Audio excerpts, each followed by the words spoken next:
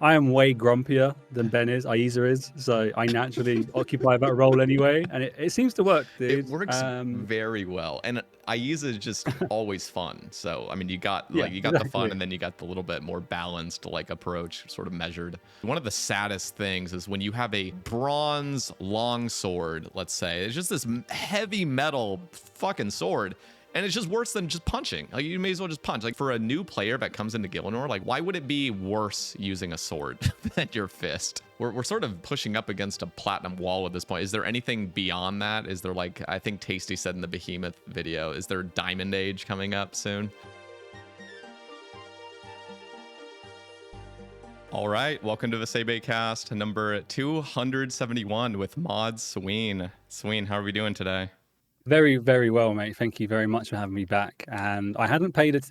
I've kept up to date with your cast, but I didn't quite realize we're at 271. That's wild. Almost. I've just looked. I think the first one I did with you was 45. That's nearly 4 years ago now. That's bonkers. But man, props to you. Awesome stuff, dude. I appreciate it. It's really fun being in the podcasting space. I mean, obviously, we're going to talk about you and Ayiza starting up officially the old school, like the official Old School podcast. I have a bunch of questions regarding that, especially just the timing that it takes for you guys to actually publish the episode. I feel like that's one of the things that is always just a little jarring. Like, I'll check the description and it was recorded months in advance. So, but I really do want to see how you're feeling about the whole thing. What is upcoming for season 2? Because it sounds like that's going to be happening as well. What exactly inspired the official Old School podcast? Was it just you and Ayiza kind of spitballing until you're like, all right, let's just do this. Let's just send it. How was that all? Yeah, okay, dude. So interestingly, we were going to launch an official Old School podcast back in 2020. We genuinely had a date of recording set up for March in 2020, but those of you who have keen memories will realize that something really crazy happened around that time in 2020 that changed the entire world for some time, and we all went remote because of COVID. And it meant that the podcast just got knocked to like way further down the line, and then we started doing either remote live streams, which meant that, you know, that wasn't the podcast. That was a replacement for the live streams we're doing and was not a podcast. And we were really mindful of that. In 2024, no, I'm jumping ahead too much. Sorry. During COVID, Ayiza and I wanted to, I think as all dudes would want to do, we just wanted to start a podcast ourselves, and we sought permission. We got permission from the leadership internally to start a podcast which focused entirely on MMORPGs, not just Old School RuneScape, but all MMORPGs.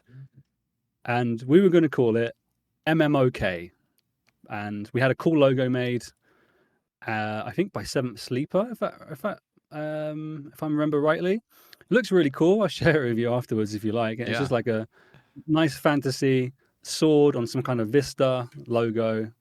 But both of us just then went through like personal stuff where it just meant like starting a podcast wasn't really viable. So we never did it. But we've always wanted to do something like that. We're really good friends. We work well together. We're also really good friends. We aren't similar, which is great. I think it's a really good combination for the two of us because we disagree on a ton of things, but we also we share similar values, but we disagree on a ton of things, which I think is a good formula for a podcast. But anyway, I guess fast forward to 2024, by this point, like, Jagex has confirmed officially fully remote if you want to be. Come into the studio if you like. You know, I go in often. I go in most days personally, but tons of people moved further away where it's cheaper than, you know, Cambridge and London kind of areas. It's crazy pricey. And we'd always felt as though since the Q&As, like the weekly live streams on the sofa, we'd lost that kind of connection with the players. And as the team was growing and growing, we wanted to try and establish some sort of avenue where we could, first of all, reconnect the players with the JMods they once got to hear from on the sofa every single week. But then also, you know, introduce them to new JMods and like new faces and new figures who are really quite instrumental behind the scenes. So during a game jam week, in which I guess if anybody's unfamiliar, the entire Old School team takes a bit of time, ordinarily 2 weeks, to go and work on a project. Now, the theme for this game jam was really development heavy, and Ayiza and I, we're not developers. So we were like, okay, well, maybe this is the time when we try and record a podcast. And we recorded 2 pilot episodes with Mod Kieran and Mod Arcane, and they went really well, but it just wasn't a priority of ours to get them out. Like as with Game Jam, it's just more of like a proof of concept and seeing if it works. And so we sat on them for ages. I think we recorded them April 2024 and didn't publish them until probably November. So like a good golf in time. But when they did actually go out, the reception was great. The performance was way higher than we expected, and we realized, okay, there's legs to this. So we knew we wanted to kind of greenlight another season last year, 2025. And it took some time to get going. I think like a mix of things with, I guess, priorities in the studio, priorities in the Old School team. We knew we wanted to put some serious time and like, not serious time, it's still pretty laid back, but a bit more, we wanted to bring a bit more professionalism in terms of the production quality, the studio set design, how we approach things. So the video team did a really cool job of kind of creating a set which is like themed around what would the super fans bedroom, like the ideal super fans bedroom look like, which is where we got the set. So all those things combined meant we didn't really start recording until I think August, September time. And I think we wrapped up recording all 10 episodes by, say, mid-November. And obviously now we've finished publishing all 10. But to your point, I can jump ahead into your question around why it takes so long to publish. And a couple of reasons. Firstly, it took us, whilst we don't cut much from these episodes, like I promise you and I promise the players, we try and cut as little as possible, but we still do need, because it's an official like a piece of comms from the studio. Yeah. And it doesn't go through PR teams and stuff like that. Instead, it just goes through, I mean, me and Ayiza, we're in pretty senior roles who talk to players. So we have a lot of trust afforded to us anyway, but we still need to get like the okay from Mod Marcos, who runs he's like the executive producer for Old School, and he's great. He loves the podcast. He's a really big fan of it. So he had some feedback here and there.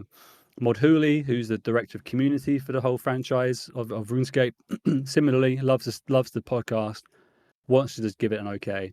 And then my boss, Mod Starry, he's the marketing director or senior marketing director, something like that, for the entire franchise. So I manage Old School marketing, and then he manages me, and then manages the guy in charge of RuneScape marketing and Dragon Wilds marketing. So these 3 guys, also Kieran as well, they just want to be able to like, say they listened to it, gave some feedback, and then approved it for going out. Now that takes some time because we're all busy. And then there are instances where we do have to kind of change some stuff, maybe in the time since recording, something we've said has changed a little bit in terms of our plans, or maybe we were a little bit too transparent with some of our anecdotes. What I like about our podcast is we don't just focus on specific projects. Instead, we get to know, I mean, what do we say at the start? You get to know the person behind the crown, that kind of thing. We do that. So which means there are often anecdotes and little silly stories, and sometimes they're not totally suitable. Maybe we're giving away a bit too much personal info. That's the kind of stuff we cut. And then we get into... Sorry, go on. Last question. I'm a little curious just when it came to the officialness of it, because it sounded like initially you guys just wanted to do a podcast and it was going to focus on MMOs and stuff. Was there any chance that when you had decided that this was going to sort of be a RuneScape podcast, was there any chance of you guys doing it sort of unofficially, or was that just not really going to fly, just being able to talk to people and really keeping it sort of just like your own thing without PR? I mean, it doesn't sound like there's PR anyway because you guys are already trustable, but like, you know what I mean? Yeah. No, totally. Yeah. Honestly, no, I don't think we'd have been able to get the go ahead to do it unofficially, because it's not as much as even on like social media, right? No one does this anymore. But if you think back 10 years, they look at someone's Twitter profile, they'd say, the views I express are mine. They're not representative of my company. Yeah, but they are though, because you've mentioned who you work for and you're still posting, so they kind of are. And the same thing applies to the podcast. Like, we could say it's unofficial, but we are Sween and Ayiza, and we are talking to other members of the team or content creators. Like, it's always going to be kind of official. So we realized that, and Jagex can actually support us and make it better quality than we could hope to do that by ourselves anyway. Yeah, it's a really high production podcast. I mean, it's impressive. It's so cool. I mean, I'm jealous with just the video aspect in general. I just think the whole setup is so cool. There's also another question I have, which is, do you guys plan, I mean, because it is going to be going forward, sounds like it is a huge success, do you guys plan on like getting other guests out, and maybe guests that haven't even shown their face before, where they're just kind of like an audio presence? I know Zezima was one of those people that had like their jawline recorded on like the 20th or what was that, 15th? It was at the 15th. We're at the 25th now. I think that was the 15th year or something. The Zezima jawline. Dude, I went to I just started at Jagex not too long before that, and oh my god, I was still in the player support team, and I was performing really quite well. So I was one of the high performers, and as like a reward, I got to go to the London screening of the 15th anniversary documentary, where I got to meet the Gowers for the first time and stuff. So I remember watching that documentary and seeing Zezima's jawline for the first time and being like, oh wow, that's his jawline, dude. Dude, that is so insane how long ago that was. But I've also we had the thing there. I'll share a picture of you. I could maybe pop it in the YouTube comments as well. Yeah. Which is, they had this machine which was like a 3D printing thing, and it take a pic of your face and then apply it to, back then, obviously 2016, Old School was still growing, and I think RS. I don't want to say RS3 because obviously they've had that awesome roadmap, and they're undergoing drastic transformation. It's going to be amazing. But I guess RS3 was still like, one of the I think it was the leading game. So they would put our faces onto this 3D model of the signature heroes like Raptor and Ariana and stuff like that too. And I've got that on my desk. I'm holding it right now. It's really quite cool. It looks eerily like a very young me. To your question of like kind of recording more and stuff, absolutely, we've got the green light. This will go out before we publish any, but last week we did record episodes with Odablock, with Jimmy, and with Soup. Oh, those are all three going to be banger episodes. They were all on exclusively like solo, right? And you recorded three of them. That's so exactly cool. Recorded three of those. So we'll see those 2028-ish. No, I'm kidding. What we think we're going to do is just get those out, because our video team have been crazy busy this month with the RS25 stuff, RuneScape ahead, the Old School Summit, the Dragon Wild Summit, which is happening imminently, then gearing up for all the campaign work they have to do. So they've been really busy, but our intent is to get these 3 episodes out next month, February, and then we'll probably also start recording season 2 properly with all the J mods. Our ideal is turning around like publishing within 2 weeks of recording, which I think will make players much happier. That would be good. I even if it feels more like a timeless conversation. I mean, it can't fully be timeless, obviously, but it really does feel like some of the episodes, if I had not looked at the description, seeing when it was actually recorded, you could have said it was recorded last week and I would have been none the wiser. Yeah. So it feels relatively good already, but I think it is just it's just those little moments where, say, the Guzu episode, and we're talking about him dying on his hardcore, but actually he died 3 months prior. Those things. I'm with you, man, totally. But we know we want to record more. We've got, I think we're up to like 1.5 million views and listens across all platforms, which is crazy cool. I'm really happy with that. Yeah, we've grown like a Spotify presence. Apple Podcast is kind of burgeoning. I think we're going to see if we can try and like build.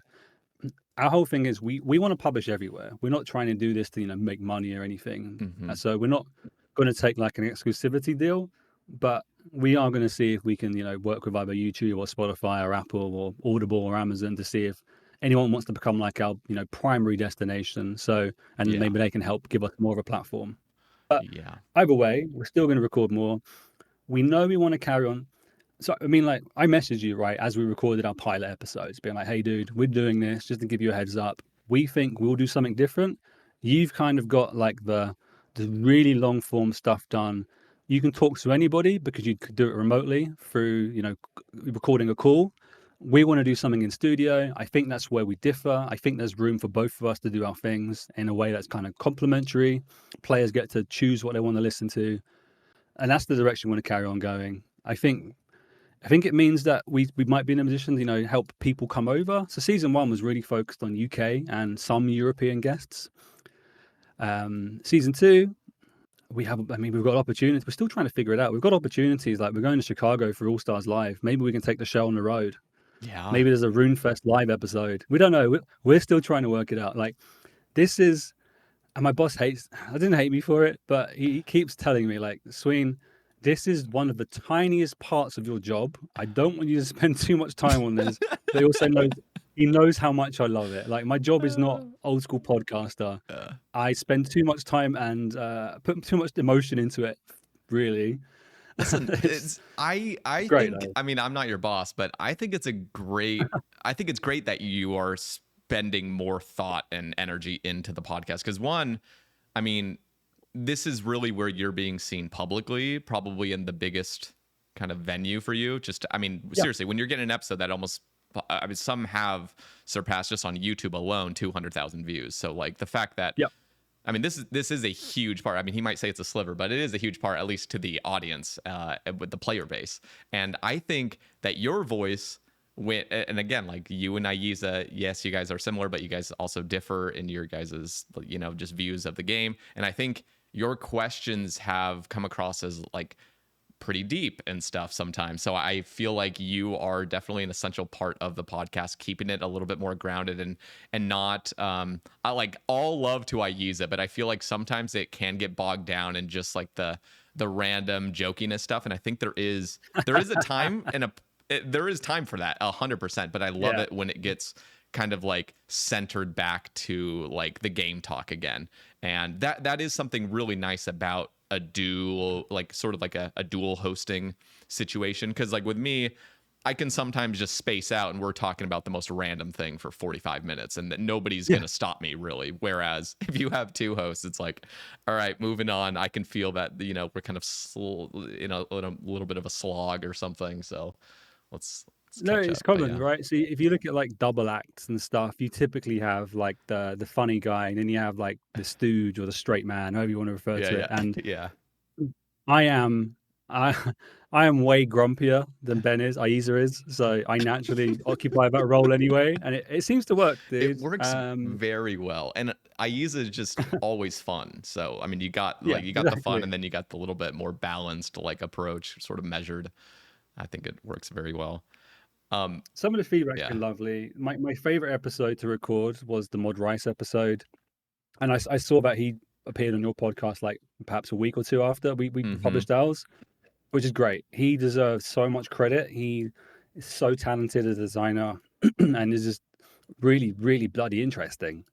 And I think what people took from that episode was the same what I took from it too. Like, I felt it was really, really motivating and was like a really necessary conversation around just like introspection and personal development and all those kind of things. I saw a comment which I found brilliant because I felt very similarly, which was like, this is like a wholesome manosphere podcast. I was like, yeah, cool. Like, if we can occupy that space, that's awesome. Yeah, just don't start going actually down the manosphere. Sometimes people start with good intentions. They slowly just start like divulging into just the darkness. Of course. So yeah. But no, dude, I've loved it. I would gladly have this become my job as a. But that is what I mean. That was sort of stemming from my original question, which is like, was there a chance this could have been unofficial? Because I mean, the fact that it is official definitely means there's more eyes on it, because one, it's being published to the Old School channel, and two, it's like you can advertise it on the launcher even. That's insane. Like, that's such a huge boost to just the sheer audience of it. So I think what you guys have going is really good. And just to comment on you reaching out saying like, hey, not trying to step on your toes at all. Like, I've never felt that. I even remember when you guys kind of first started reading some of the Reddit comments and seeing something like, oh my God, like now that we have the original one, what's going to happen with Sae Bae's podcast and stuff? And I'm just like, listen, I started podcasting and there was already a bunch of podcasts out. And I kind of felt like I was sort of stepping on toes as well. I'm not the originator of podcasts. I started into it what I felt like was super late into the party. And I'm just like, okay, there's already like these clan podcasts that are huge. You got the Old School Runes, or the OSRS podcast with Mint Mad Cow, Rice Cup, and Rakesy. And then you had like some others on Spotify, and then a few like arose right with me. I mean, we had like XP Waste, Gothic's Rest came about, and like there's just a bunch of different podcasts. And so I've never felt like anybody stepping on my toes. It's all just doing your own thing, and if people will listen, they'll listen. And I think, like you said as well, just the difference of yours being a little bit more shorter form, like that kind of sweet spot hour range. And listening to the Mod Rice episode, for example, which was a little bit longer, I mean, I was listening and I'm like, man, there's so many additional things I want to sort of deep delve into with him. So being able to sort of ignore the like some of the conversations that we could have had that you guys had, and then I could have just jumped into like all the nitty gritty stuff, just worked out super well. So, and we've always envisioned, repeat guests. So if we don't touch on something in one episode, we'll bring them back maybe that same series, or later in future seasons or series. Yeah. So like with Mod Rise, I think we left saying this was great. Once we properly do more announcing of Raids 4, maybe start the polling process, which we now have done, let's get you back and we can dig into that a little bit more. Yeah, but it's going very well. I'm very impressed with it. I want it to continue. I'm a podcast listener myself, so it's like that selfishness of like, please keep doing it. I need stuff to listen to. It feels like some OSRS podcasts have kind of like slowed down or stopped, and I'm like, damn it, like we need more of this. Plus, if you guys start doing it, maybe more people start jumping into the podcasting space as well. That's an OSRS, and who knows, maybe we could even have like some new Golden Gnome nominee. I know people have been talking about that, like the nominations for like podcasting and stuff. We need so many more podcasts already, I feel like, before that even becomes a thing, because it's just a tiny my space, hope is that as kind of you mentioned like we can advertise on the launcher, and we can do all sorts using the official channels. Like it's on our official YouTube channel. We use the launcher. We can send via email. You can use our social media. We can use news posts. We can do all that stuff. So we guarantee like a good base of listen rate.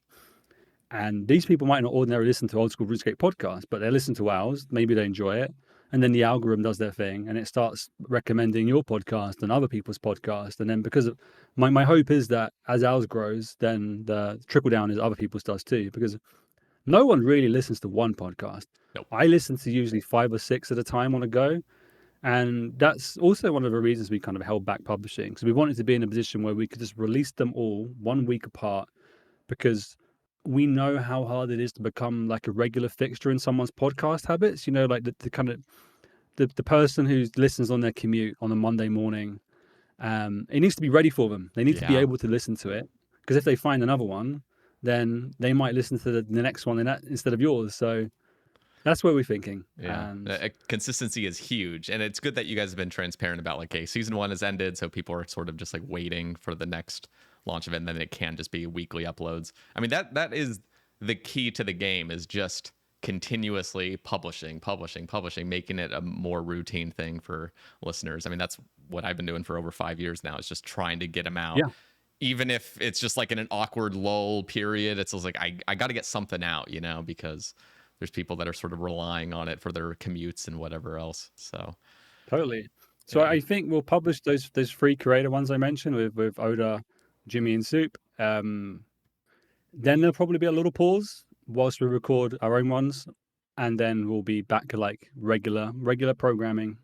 Very cool. Okay, let's sort of switch gears. I want to talk about Platinum Age. It sounds like we're sort of we're sort of pushing up against a platinum wall at this point. Is there anything beyond that? Is there, like, I think Tasty said in the Behemoth video, is there Diamond Age coming up soon? Like what's next after Platinum? Man, I think there is room to grow. There is room to grow. Like there is market space available for us to move into, and it's going to be tough doing it. So I could maybe talk about um how do you want to go? Do you want to talk about like our recent summits and like RS25 and our Well, announcements, or let's should I maybe talk about the role and where I see room to grow in? However you like to do it. how about we kind of base it a little bit sort of time based. So like let's start from the beginning of 2025 when everything seemed to be crumbling with the player survey that was just horrendous. And then the total rebuild and comeback pretty damn quickly, and everyone's kind of forgotten about that whole survey thing. I'm pretty sure me saying that right now, there's like half my audience is just like, Yeah, what are you talking about? So there was that yeah, thing yeah. that happened, and then there was like this energy that you guys had as a studio that's like, no, okay, we are going to step up our game. Mod North comes in.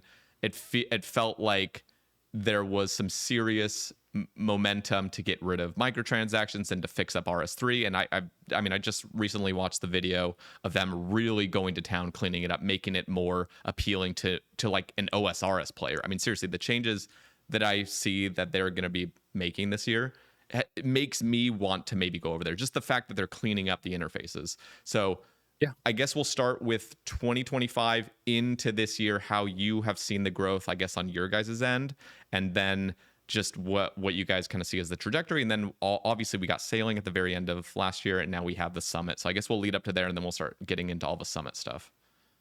Dude, that sounds great. Okay, so 2025, as you mentioned, the year kind of started. Um, it was difficult. It was a difficult beginning to the year. I talk personally. It was a challenge, obviously seeing negative sentiment among the players as we were gearing up to go into things like RuneFest and our second, I think at that point, our second Baltimore release. And we're kind of being mindful of all these things we need to be doing and getting ready for, but also the players are really unhappy.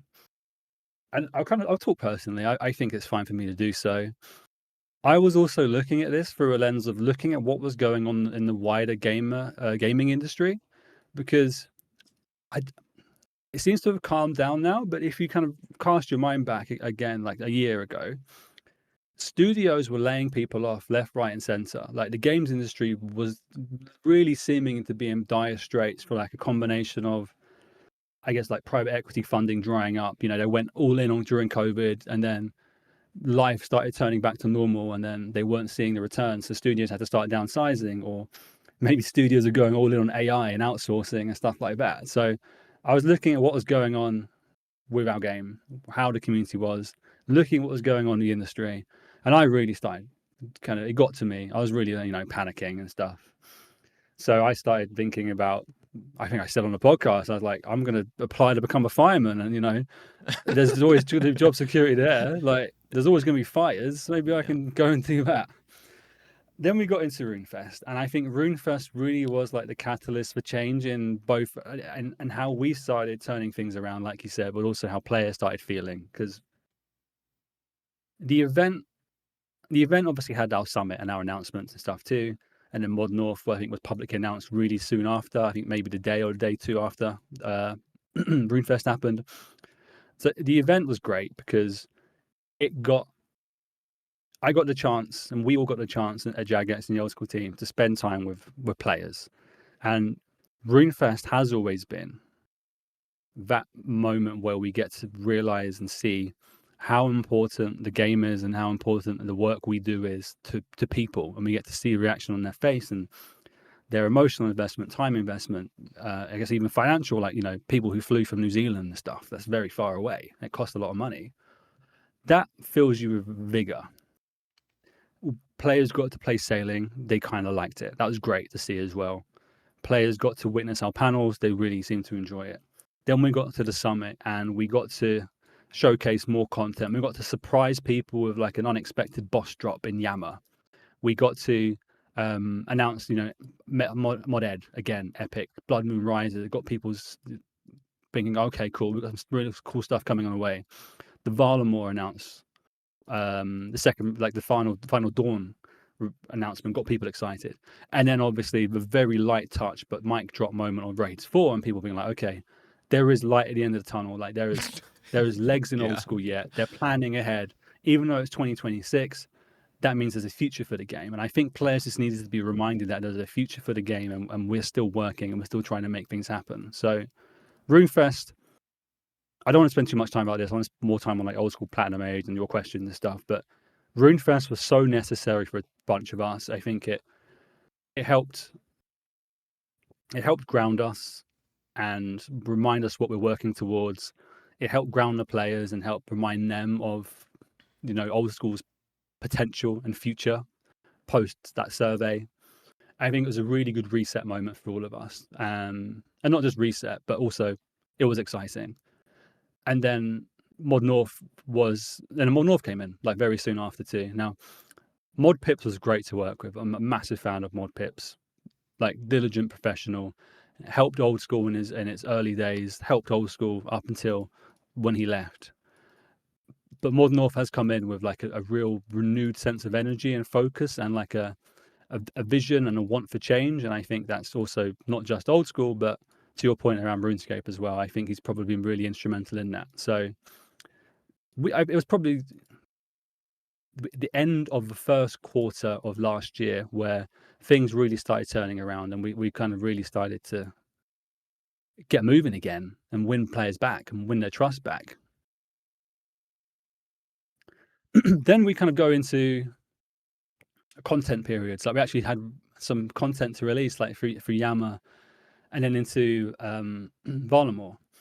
And then this kind of coincided with Guzu checking out Old School RuneScape because he happened to see Mad Season's show playing Old School RuneScape. And I've got to say, we actually, at the end of 2024, through an agency we have like a good relationship with, they were like, hey, there's this World of Warcraft creator called Mad Season show. He's going to play Old School. He's going to play it blind. We just want to know if you want to sponsor the first episode. And it's really, I don't want to talk too much about the commercials, but it was very affordable. And I looked at his content. I was like, yeah, sure. You know what? Like, I don't know how well the viewership will do because there's audience and like our audience and the game and stuff, but why not? Let's give it a go. And I wrote the brief, and I think he shows it in his first video. And I genuinely do say something along the lines of, I hope you like the game. That's pretty much it. Like, I hope you like it, and you say nice things about it. You can be honest about it. If you talk too critically about it, I might ask you to edit it so we don't get, you don't shit on us too much. Yeah. But generally, you don't need to say anything nice about the game if you don't want to. Yeah.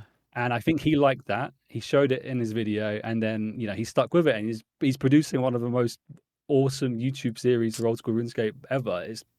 It's very blind, and then that then led to Guzu, and that then led to some of the other creators coming over and taking it, picking it up. And I think we were just so lucky. Like, we could not. This was all organic. I know some people still think, well, was it? Did you pay for it?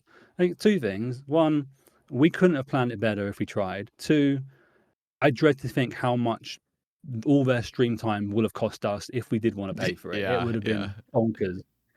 But we were just really well placed to release Varlamore at the same time, and I think because of how we work, we're well placed to reach out and say, hi, what's up? You can talk to us if you want to talk to us. Can we help? Blah blah blah. And then OTK contacted us with an event, and it just kind of kept going and going. If my memory serves correct, I mean, I think Varlamore Part 3 hadn't even dropped yet, and we were seeing huge surges of players already. Like, we were already hitting the record numbers before any update had really happened yet. It was insane. It was exactly, dude. So, and when we get to talking about this year and beyond, that's where I really want to focus in on. Like, this came without being attached to an update. But we were just very lucky that an update followed very soon after, because it achieved two things. The first one is a kind of more fun and fluffy, which is all of these creators and their audience and the players they brought with them got to see how we handle updates, because they've come from a game which has a different model. It's a great model. Tons of people in the Old School team play World of Warcraft. Like, there are fans of it. It's an amazing game. Won't say a bad word about it.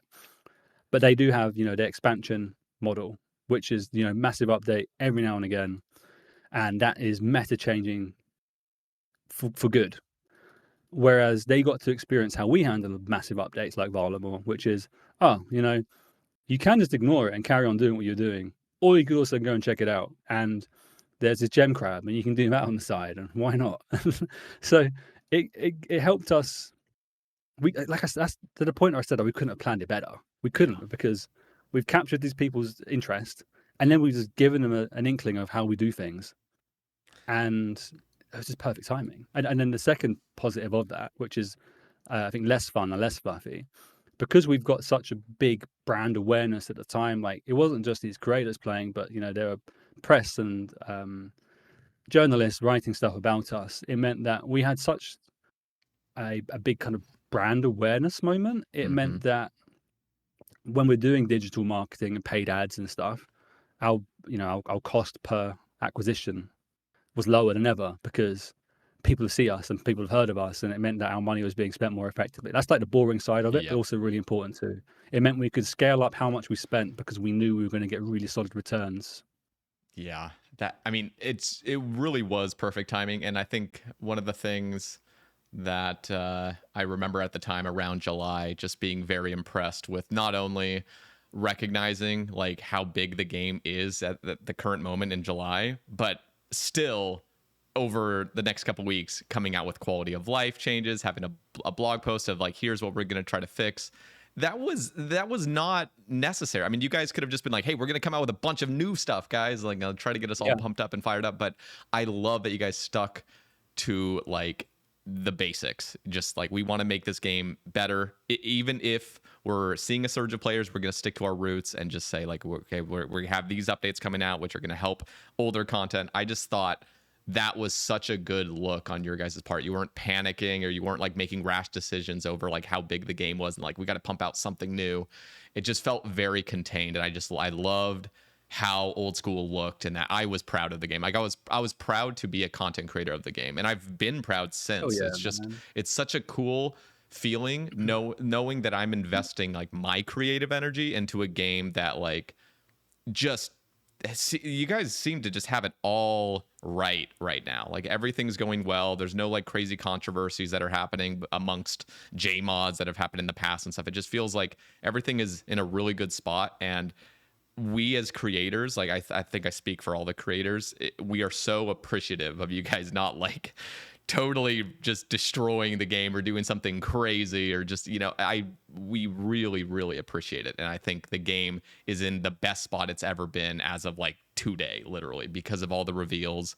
And before we move on to the reveals, I actually want to ask about two more things. One was the indefinite cancellation of Project Zanaris, which was sort of planning on being out by the end of last year around sailing. I thought that was a great decision to cancel that, especially with sailing dropping, and especially with all these new players and Varlamore Part 3 just having dropped. I thought that was a great decision. I wonder how you see it, and then I wonder how you saw the launch of sailing as well.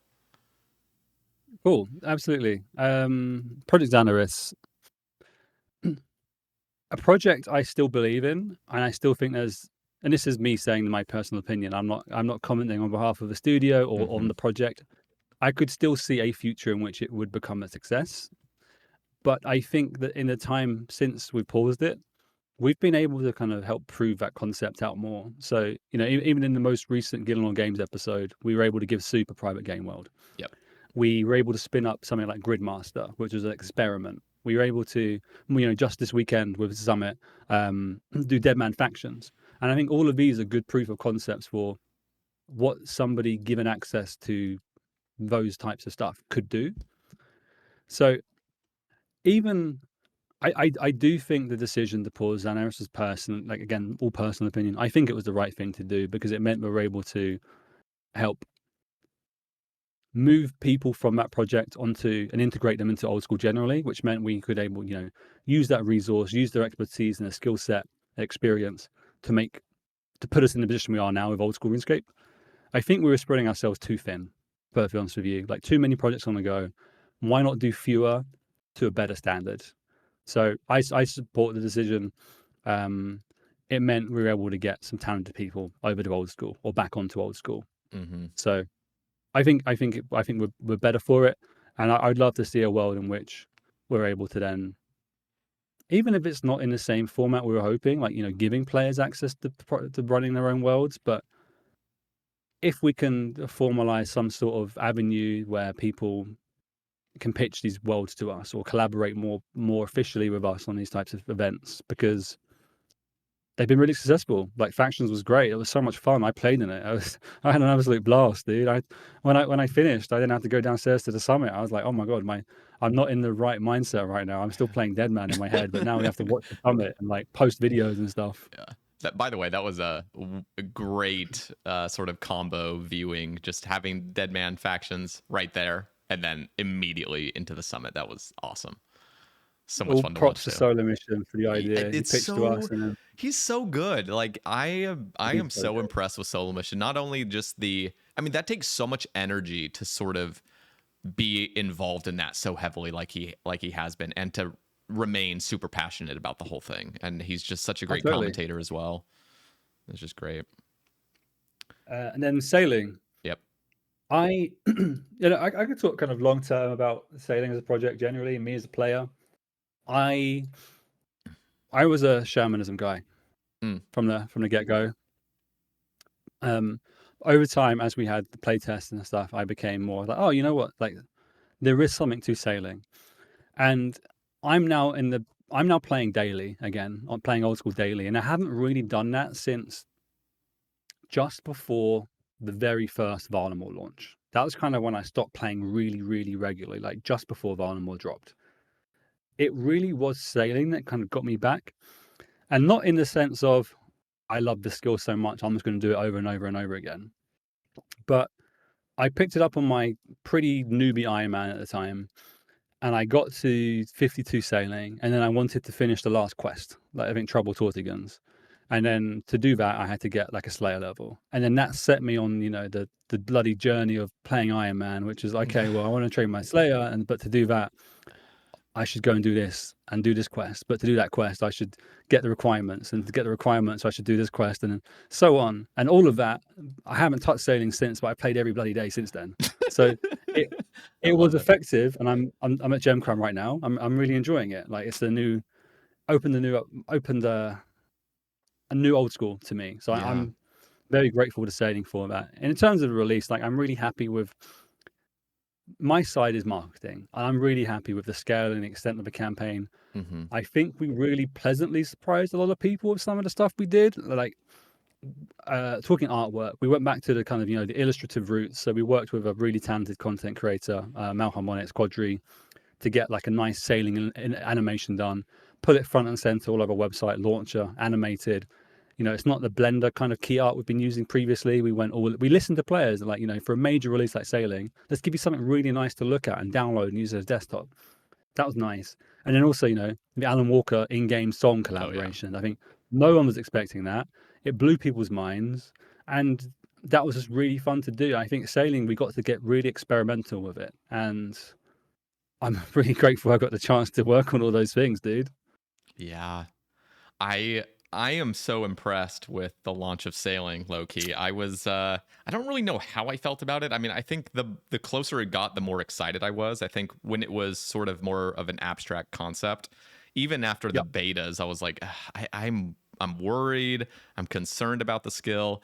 It makes perfect sense because all we could train was level 1 through 30, which is still, to this day, 1 through 30 is the worst part of sailing. So it wasn't like the best thing to be like showing off, but I understand. And it also helped me to sort of in that time when the beta was out, I was like, there is no skill that we could have tested from level 1 to 30. And it had been, what am I trying to say right now? And it would have like looked good, basically. You know what I mean? Like literally any skill from level 1 to 30 would have been terrible. So I was in this weird place where I was just concerned about sound, but the closer it got, the more excited I got. And then when it launched, it was truly just exciting. And I think there's a couple things I want to ask, which is, I mean, it sounds like there's going to be a lot of changes made to combat, which is great, because I think sailing in combat truly can be the most exciting part about sailing if we lean into it a little bit more and make things a little bit more like seamless. I love the idea of you guys like making sort of like an auto retaliate with our crewmates being able to shoot stuff. I think that's just going to feel better rather than every single thing being mechanical. Like, okay, this guy fire at this guy, you fire at this guy. It just becomes kind of a headache. And the other thing I want to ask though is about the AFK timer. So it's 30 minutes right now, and you guys dropped several updates making salvaging even more enjoyable. Like that's subjective, but like even more AFK. The fact that you can just like hop worlds and just your crewmates are still on the hooks. You don't need to manually set them back up.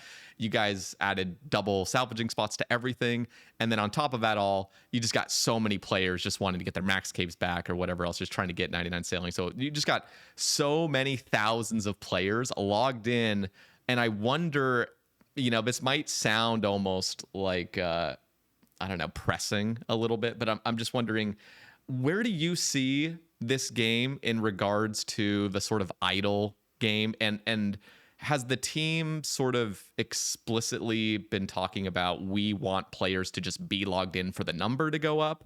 I just wonder, because right now, I mean, I don't think it really is a problem that sailing sort of has this 30-minute AFK timer.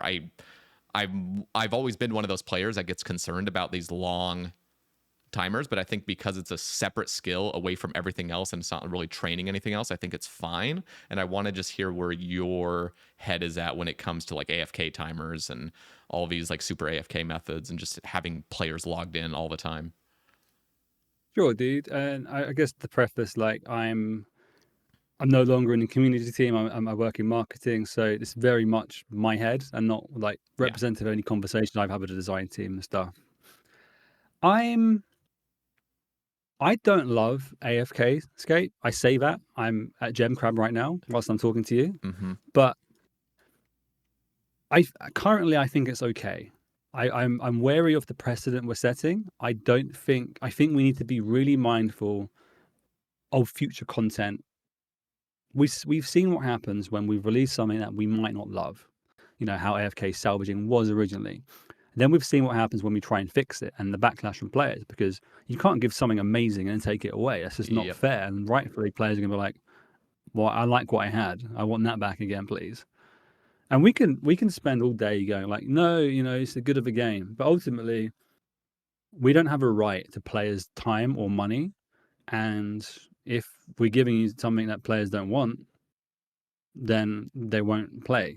So I don't want to feel like we're in a position where we have to give up crazy AFK XP rates. So I think we just need to do better and being more mindful of the state of the kind of content as it's launched, but then also how quickly we're able to react to it and like what we're prioritizing when we're reacting to stuff. What I like, there are idle games like Melville Idle. That's a great idle game. So I'm at the point where I think AFKing is already pushing limits, and I think any more than that, and I'm inclined to recommend someone go and play Melville as opposed to if there's someone on Reddit asking for something to be made more FKable or an XP increase, I don't know, shooting stars or something. That's when I'm like, are you sure you enjoy playing old school, or do you just like watching a number go up? In which case, should you go and watch a number go up?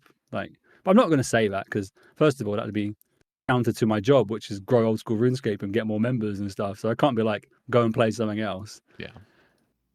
Does that do a good enough job of kind of explaining where my head's at? I wonder, like right now, because it feels like the AFK timer was 5 minutes and then it jumped to 25 minutes. And now it's 30 minutes. And I don't know when that happened, but are we just going to continuously push that, or are we going to draw like a hard line and just say 30 minutes is the most we're really going to do? But the thing is, there's always ways to bypass it. You can just hold spacebar or whatever else, and it just keeps you logged in, or just have some sort of thing going on. I wonder, do you guys ever get concerned about that kind of stuff? Do you feel like we've already gone too far with the 30-minute? Maybe it should have been at like a 10-minute timer.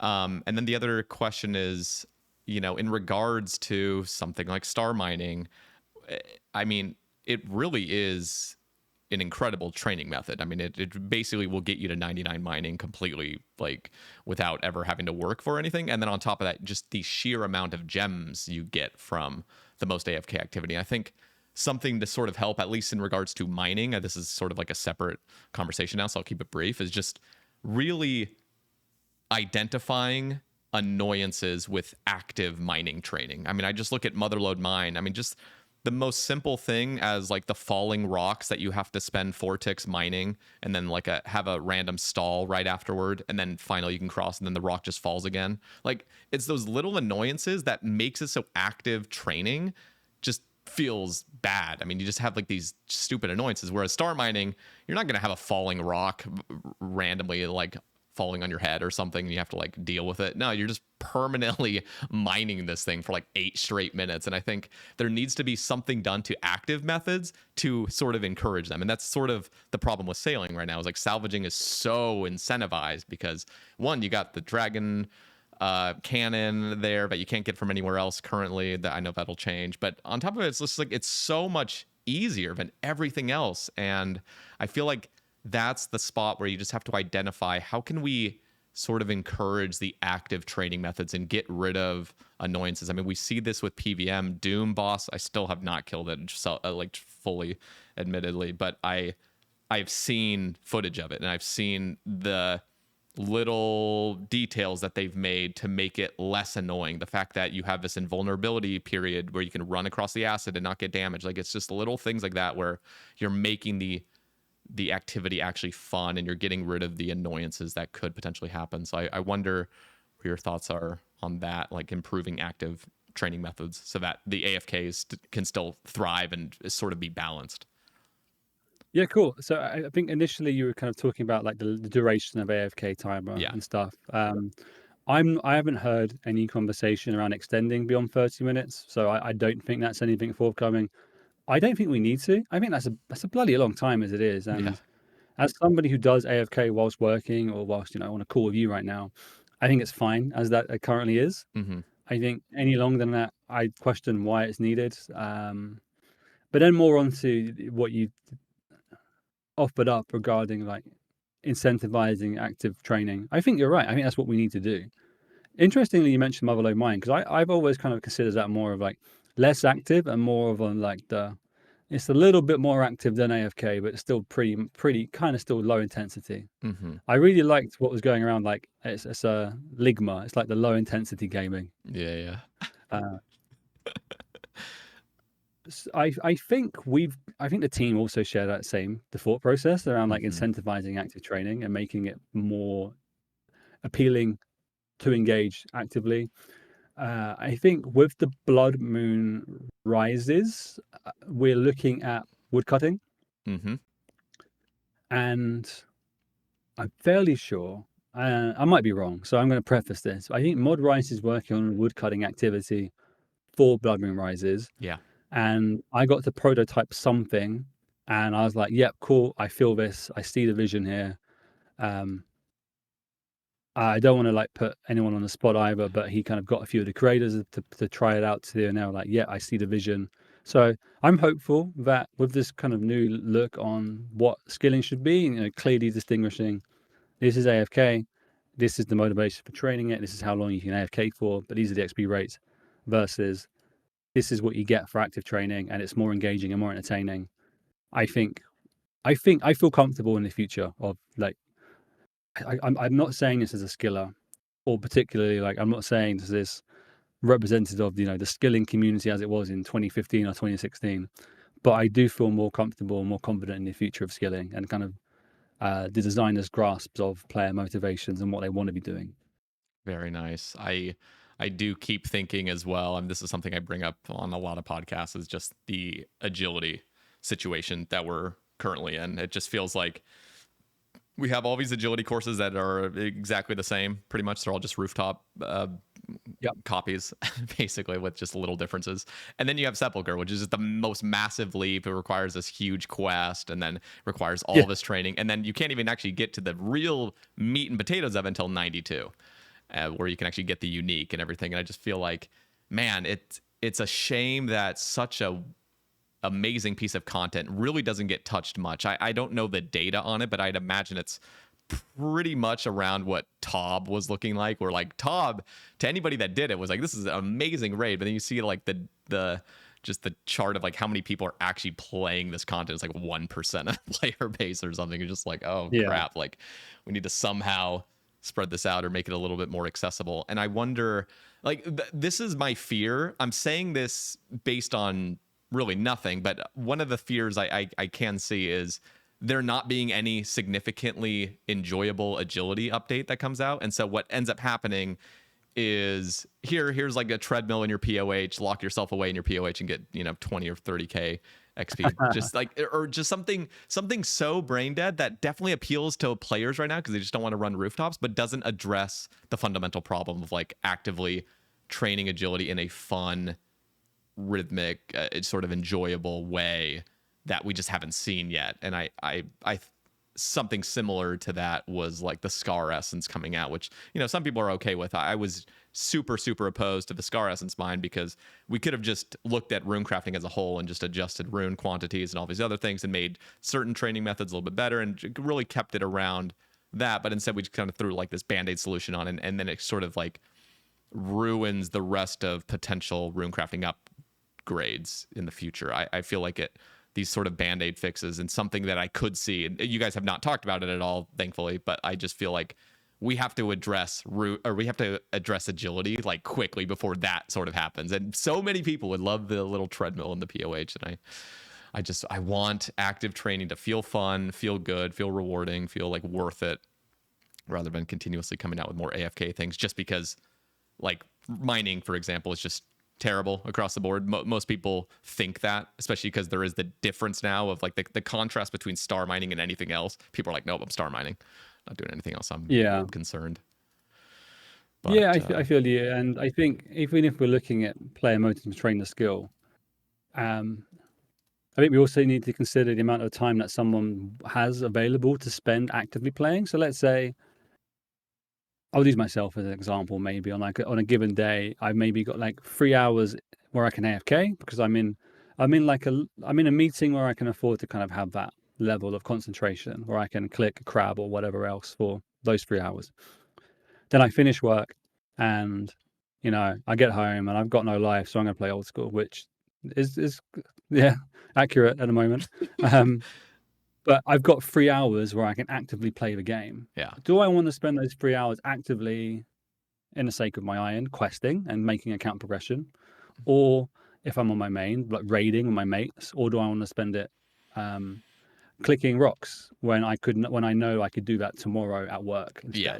So I think that's also, it's not just like, I guess, the quality of content or incentivizing activity, but also how people would rather use their time and how they're prioritizing their time, like what they, I'm getting it. Yeah. I think I've explained that enough. Yeah. I mean, I guess that is the current case. I think most of it is just because of how much energy and effort and creativity and everything goes into PVM. I mean, PVM, we just get all the good stuff from it, all the like new equipment, rewards, and just crazy GP per hour, the most fun you're going to have. And then the coordination with other players if it's a raid or something. And then with skilling, it's like, here, we're going to drop this and everybody will understand everything what to do within 5 seconds of starting the minigame. And there's really no skill expression beyond that. And it almost feels like it's being built to just become eventually this AFK sort of sludge, whereas PVM is specifically designed with all these other things in mind and trying to just how much skill expression can we sort of implement into this, and so players can just have this feel of like progressing and getting better at the content, whereas skilling, I swear, it's just designed in the most like boring way possible. And and again, that's just what we see. So everyone's used to it. Everyone's sort of accustomed to this sort of skill. And we're skilling just the dead thing. Nobody ever wants to actively do it. So let's just keep it all AFK. And I'm like, man, I'm one of those players that just sees all the potential for skilling, of skilling actually giving good rewards. And maybe even we have some skilling equipment come out that's like legitimately useful. I mean, imagine a spec weapon that's a skilling tool, something that comes out that keeps you engaged, keeps you actively playing, and it feels good, and there's skill expression to be had. Anyway, I'm not going to go on this for too long because I know you're not exactly the JMod to talk about all this with, but I always just feel like, man, I would love to see skilling get some real love, and it sounds like Mod Rice is going to be doing that with woodcutting, at least what he said on the summit. So. Yeah, and I don't want to put him on this like under pressure to do so, but he's got some really good ideas on his approach to skilling, like. And I don't know how the people listening to this feel about it, but he even references like, maybe you could make agility fun. Like like the stepping stones aspect of Yama, like Mm-hmm. that aspect, like that's like Sepulchre Light. That could also apply that to agility. Could Yeah. you apply what we learned from Barracuda Trials? Now I feel like some people compare Barracuda Trials and salvaging and always going to favor salvaging, but I think the Trials did something really quite cool. And I think for the first, I don't know, however many runs of a trial, they are still quite fun and engaging. You've got incentivization to kind of hit different tiers and different timings. Maybe we can apply that to agility. Um, I am confident that the team are capable of producing like fun and engaging skilling content. Yeah, I totally same. am. I mean, just the fact that you guys make the most incredible PVM encounters. They're so good. They're so fun.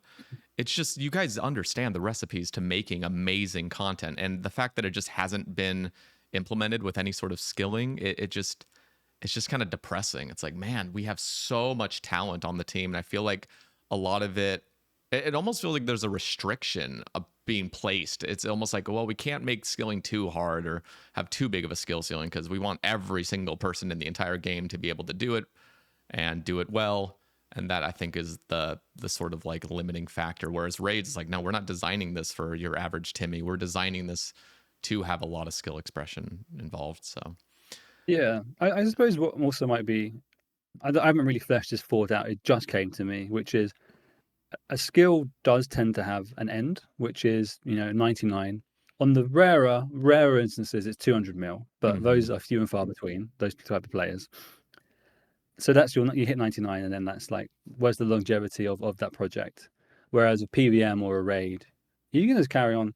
I mean, some people might identify the end being they hit the pet they want, or the drop they want, or they clog it, or yeah, whatever else. But generally, you can just carry on sending it and sending it and sending it for fun. yeah, Now, you might say the same for if we did release some kind of really fun skilling activity. That might be all someone wants to do. Like just as someone just only does Tob, maybe they would only do insert fun skilling activity here. So I'm not ruling that out, but I'm also thinking like maybe we need to just reconsider what like our outcome is. Maybe it's less a case of if we're releasing skilling content, we stop looking at it as a training method, but more as an activity designed to be repeated and enjoyed. yeah, yeah. And I mean, it could even be. I know most people wouldn't even want something like this, but it really could be a mini game that comes out, a skilling mini game that really is not XP focused at all. It's purely sort of GP focused, but it still requires you to have built up your levels to a certain point to be able to engage with it. And then you don't need a because I feel like one of the most difficult parts about skilling updates is like we have to somehow fit this into the current meta when it comes to XP rates, where you could just ignore that entirely, slash the XP rate in half of what is the most efficient, and then keep it really like GP heavy and make it super fun and challenging too. I mean, who knows how fun and challenging you can really get something, but maybe have some like really cool rewards come out with it where it's not a training method. It's more like just a mini game you're doing just to get some of the rewards. But I want to switch gears over to this cow boss that we're going to be seeing in the future. Yeah, okay. Let's go to the summit and stuff. Yeah. There's a lot of things that were announced in the summit, and I want to first touch on this cow thing because I just love this. I'm going to pull it up on my end, which is just showing the Ides of Milk and the bovine bully. So apparently this brand new cow boss is coming out. We're going to get some cool rewards, some cow slippers, bottomless bucket of milk, some new steaks that are going to be healing you a little bit more. And also it looks like we're getting a new like defender thing early. And that got me thinking because we're having this new thing called the Muleta, which is basically like a steel defender you can get, which has 1 melee strength, not much. I mean, I would be okay with if it was even 2, but then it got me thinking, and this is something I've thought about for a while, is come out with something else as well that's sort of early game and make it so it enhances potentially the magic amulet and the amulet of defense. And I just want to say this right now. This is coming out of me. I don't know what made me think about this, but we have no ranged or mage amulets really until like Zenites and then 93 magic for like an occult. And I'm just thinking, man, what if the magic amulet itself, that the sapphire amulet that's enchanted, that had a +2 magic damage to it, And maybe that imbue comes from a sort of little dungeon raid, super early level dungeon raid in like Varrock sewers or Lumbridge underground swamp, something like that. And then on top of that, completely scrap the amulet of defense, which is the emerald amulet, and turn it into a ranged amulet. Make it just a basic ranged amulet that has like maybe +2 ranged strength and 10 ranged accuracy, something that, you know, actually is meaningful. Because right now the defense amulet is the stupidest amulet in the entire game. It just says +7 defense on your neck. Nobody ever wants to wear that. I'm just thinking, man, like we got to have some earlier upgrades like this. I love this muleta. I'd love to see an actual magic amulet be used, and we already have it. And then it's already blue as well, and the defense amulet is green. That fits perfectly with a range amulet. Okay, range being green. Here we go with the and then we color have triangle. And then we have the strength amulet, which is red, and that's the melee one. I'm just like, holy shit! Like, why don't we have this already? But anyway, I think there's room to it. I don't feel like this needs to be added to the Cow Boss, but I think, you know, if this goes well and it gets players thinking constructively about reward space in early game, let's go like roll back like 2 or 3 years when we started announcing like our intent to flesh out early game and mid game, and I feel like there are tons of people who are like, no, why are you doing this? Like, we're all end game, we're all late game, we want more content. But now it is really encouraging to hear people think about what the reward space and even content gaps early on are. So that's really cool to hear from you. I mean, let's say Cow Boss as well, then maybe there is room for like future content from maybe even up game. This was a game jam project. Maybe they're similar. I've seen Reddit threads of the suggestions, which is like, okay, after the Cow Boss, maybe it's like some sort of, you know, Goblin King or something like that, or like Goblin Leader. So, and then that's the boss. You mentioned like a mini raid. Maybe it is like multiple different creatures, NPCs to kill, and then that could offer you that upgrade to the range amulet or the magic amulet you described. So I'm totally on board with that. I think that the team would be too. Perhaps not the same bonuses you described, but I think those are just details to flesh out. I think the more important thing is the actual gaps and spaces to fill. Yeah. I think most of it, where I'm coming from, it really is just making things early actually feel important. I understand maybe the thought process of like, we got to keep it sort of charming, and this is old school and we shouldn't really be changing things just to change things. I loved when you guys made a lot of basic weaponry 1 tick faster. I loved it when maces all became 4 tick instead of 5 tick. Because it just kind of puts it a little bit more in line with the scimitar meta, just everything scimitars. And so you guys are looking at actual values and what is actually going to be worth using. I mean, one of the saddest things is when you have a legitimate like bronze longsword, let's say. It's just this heavy metal fucking sword, and it's just worse than just punching. Like, you may as well just punch. Like, these are like the weird things that like for a new player that comes into Gielinor, like why would it be worse using a sword than your fist? right True. Overlays. You know, it's just like I would say, yeah. I feel like a player wouldn't know either. Like, it's not. They're not on the OSRS, like not on like the DPS calcs, being like, am I getting higher damage just punching or using a bronze sword? They'll just equip a sword and use it because it's a sword and it's fun and that's what you do in fantasy games. But I don't disagree with your point. Yeah. I've always been wary of changing free-to-play stuff too much. I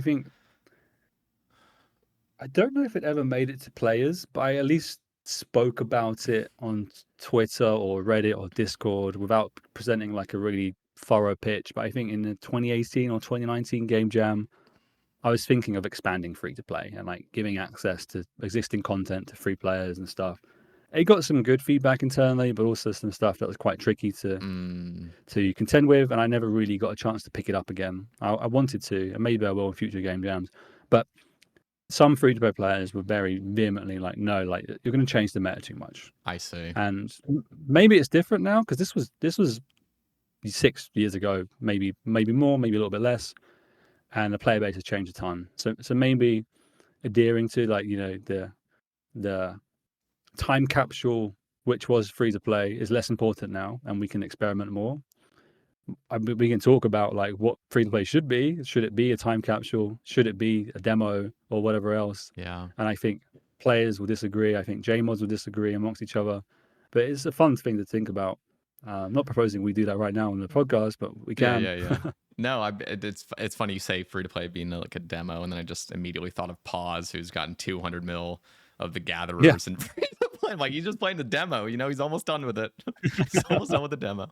We'll move on to the paid version soon. No, I mean you're totally right. I mean, this is all just me sort of spitballing. I mean, I love just yeah, man. having the just the time to be able to talk with you guys just about random silly ideas. Yeah, But totally. It's fun to think and talk about RuneScape. it That's is. the crux of it, which is very.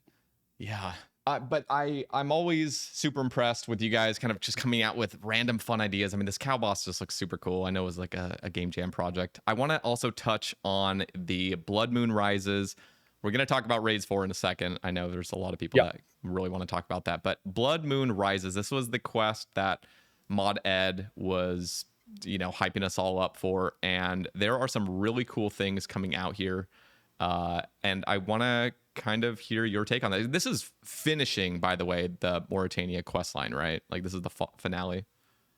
This is the finale to the Mayaki quest line. It is Yeah. indeed, yeah. Okay, so what are your thoughts on it? I love the reward proposals currently, but I guess let's just overall sort of talk about. Oh, also, I don't know if you have the answer to this, but I'm just wondering, how like in Monkey Madness, when you complete Monkey Madness 2, you can just roam around the place as a full human and nobody's attacking you anymore. Are we going to see something like that, do you think, with this quest where like you can just run around Dark Mire and not be attacked even if you're not wearing the noble outfit? I wonder. I don't know. All I can do is speculate as a player. I could probably open like a confidence page and look and see, but I don't want to do that. Yeah, no, you're fair.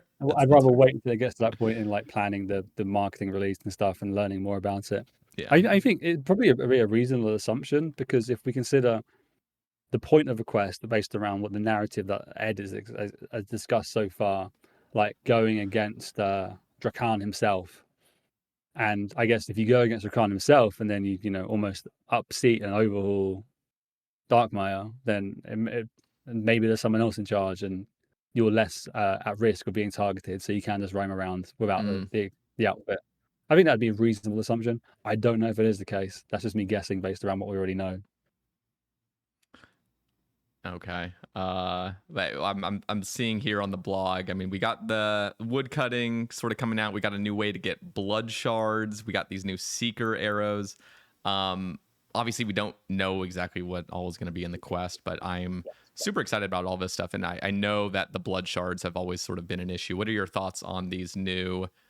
What are they? These like Venators that are apparently going to be dropping these quicker.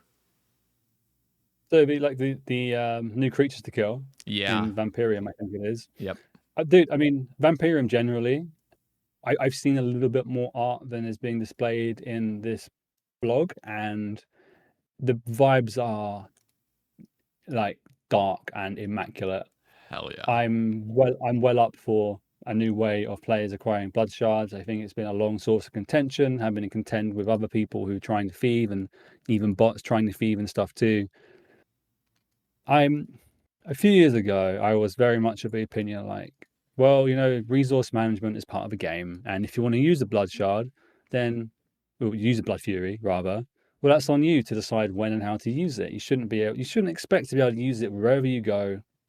But I've grown, and my opinions changed more, and I'm leaning more towards what I said earlier. Like, players choose where to spend their time and money, and they want to be able to do the things they want to do. Now, I draw a line somewhere in terms of like game integrity, and I'm not suggesting that more blood shards undermines integrity. That's not what I'm saying. I'm just kind of more presenting where my mind is. So I'm in favor of another way of acquiring blood shards, totally. Okay. Well, I mean, I'm glad that we've finally sort of addressed it. I was very curious what they were going to come out with, if they're going to do like the blood jelly and the Tob chests dropping them, or Fasani's chest, but I do like this. What I will say on blood jelly, when I first saw that game jam pitch in the Jagex auditorium, I was like, I don't like this based on the first slide of the presentation. By the end of it, I was like, I kind of like this. And I don't necessarily think that the pitch we presented to you players did it justice. But hey, it looks like we've gone a different route. So there's no point in getting stuck too much into it. But I did feel that it had more merits than perhaps we gave it in the Game Jam, I think, blog we did. I don't think we did a video. I think it was the blog. Mm-hmm. We're also seeing 2 brand new rewards coming out. The Crimson Bludgeon, which is the thing that basically everybody's been frothing over for the last 5 years. I think after Nightmare was released, the flail that we've all been wanting. So that is just one of the coolest things ever. I am so excited for the animation of this weapon. Plus, it's like a spec weapon type thing, so it's gonna be the special attack is when activated. Brutal Swing makes 4 accuracy rolls in a single attack. I don't know. It's just gonna be super cool. And then we got the Necklace of Pursuit, which I'm actually surprised that we're already getting another, well, I guess ranged upgrade. I would say. I think it's just because the Avernic Treads came out and that felt like a huge upgrade, and then immediately a necklace upgrade. But we are getting so power crept on. I actually want to ask you about the state of power creep. Like, are you ever concerned? I mean, this is a broader sort of question as well of what are we seeing in the next, we're celebrating the first 25 years of RuneScape. What's the next 25 years looking like? Especially if Old School is still thriving by that point, though, how intense is power creep really going to get? All right. Okay. Power creep. Let's start there. I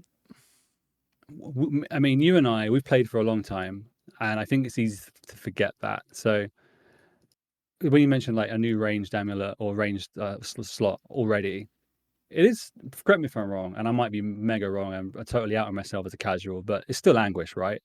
Yeah. So the actual necklace upgrade, it's been 9 years to be totally fair. So yeah, it's totally fair. What I'm getting at is that's a long time, and by the time this quest comes out, I think it'll be 10 years, which I think is a totally reasonable time frame for an upgrade of a slot. Totally. But I know what you're getting at. And I think, the summit itself, presenting raids and then presenting this too, it makes it feel as though it's all coming at once, but it's not all releasing at once. How to talk about it? Like, I'm gonna go back a little bit to last year and like the growth in players and the influx of players from other MMOs and MMO audiences. It really helped us work out what we are as what is old. It helps us realize what is Old School as a brand. Like, what are our brand pillars? And part of that is the kind of respecting someone's time and respecting players' progression. I mentioned earlier how we differ from other MMOs in terms of how we release stuff, and I think the way other MMOs, great games, release stuff in terms of expansion models, it sees gear and other elements of your power become irrelevant, and we don't ever want to do that. It's nice that you can come back and do some barrows, and it's still quite useful in some places if you're at that level, and you can do some God Wars, and it still has some value because it's used as a component elsewhere. I don't think we'd ever want to make it so you come back and you don't recognize anything, and whatever you're used to doing is totally pointless and not worth doing anymore. I don't think we ever want to do that. We want to kind of carry on respecting where a character was before they left off. That said, we also need to keep on pushing forwards. And I feel like the game is going Old School RuneScape. RuneScape as a franchise, 25 years. Yep. Super cool. Old School turning 13 next month. I think the power creep for 13 years as an MMO, I think we're doing really, really well.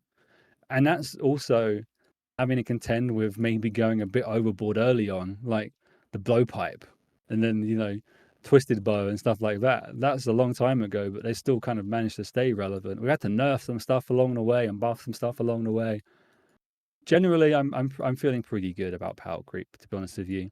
I'd go back and change rewards if I could at some places. Like, Nightmare came out, I think, with too many rewards, and distribution of Raids 1 rewards is a bit all over the place initially.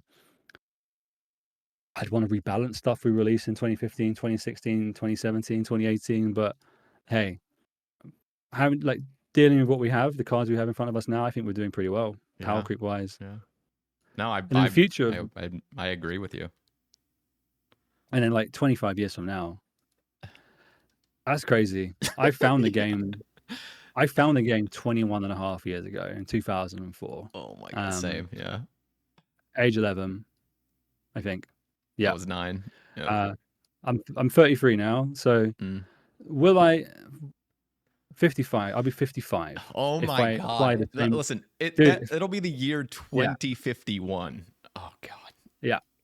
So let's apply, like, I found the game 21 and a half years ago. Where am I 21 and a half years ago from now? I will be in my mid 50s. What does the world look? I don't want to go off the time, but what does the world look like in 21 and a half years? Like, dude, will old school be relevant in terms of, I think I spoke about it in the pilot podcast with Mod Kieran, which is like technology. And oddly, we're still sat at PCs playing games like we were 21 and a half years ago. So that's encouraging. VR, like augmented reality, hasn't really caught on. 3D gaming didn't catch on. VR hasn't really caught on. So maybe like we don't need to. Maybe PC is still the platform, and maybe there is still room for playing old school RuneScape on the side. And do we have like a legacy server based around, you get to 2050, and then someone's like, I quite liked old school in 2030. Can you make a 2030 legacy server? Which is like, it's 4 years from now. It's got raids 5 or something in it. And then like, yeah, that's the legacy. I'm going off. Now it's just like thought exercises and stuff. Like my ideal, hell man, I mentioned maybe looking at retraining to become like a fireman and stuff. Right now, I love my job so much. I don't see me leaving. I had a recruiter reach out today actually from another studio in the UK, and I was like, dude, look, ordinarily my inclination is to say, I'm happy, but I'll hear more. But this time, there's no point. Like I'm ecstatic. I'm paid really well. I feel really appreciated. I won't get into the detail, but every year we have a Christmas party, and then there was an award ceremony at our one last month, and I run some internal awards. My level of appreciation in me, I felt so energized to get going again this year. Like I get to do amazing things. There's a massive amount of trust in me. My personal development is like a priority. I started part-time in the support team, and now I'm running marketing for one of the biggest MMOs in the world. Like I don't see a world in which I leave willingly. But 21 years from now, I don't know, man. That's a long time away.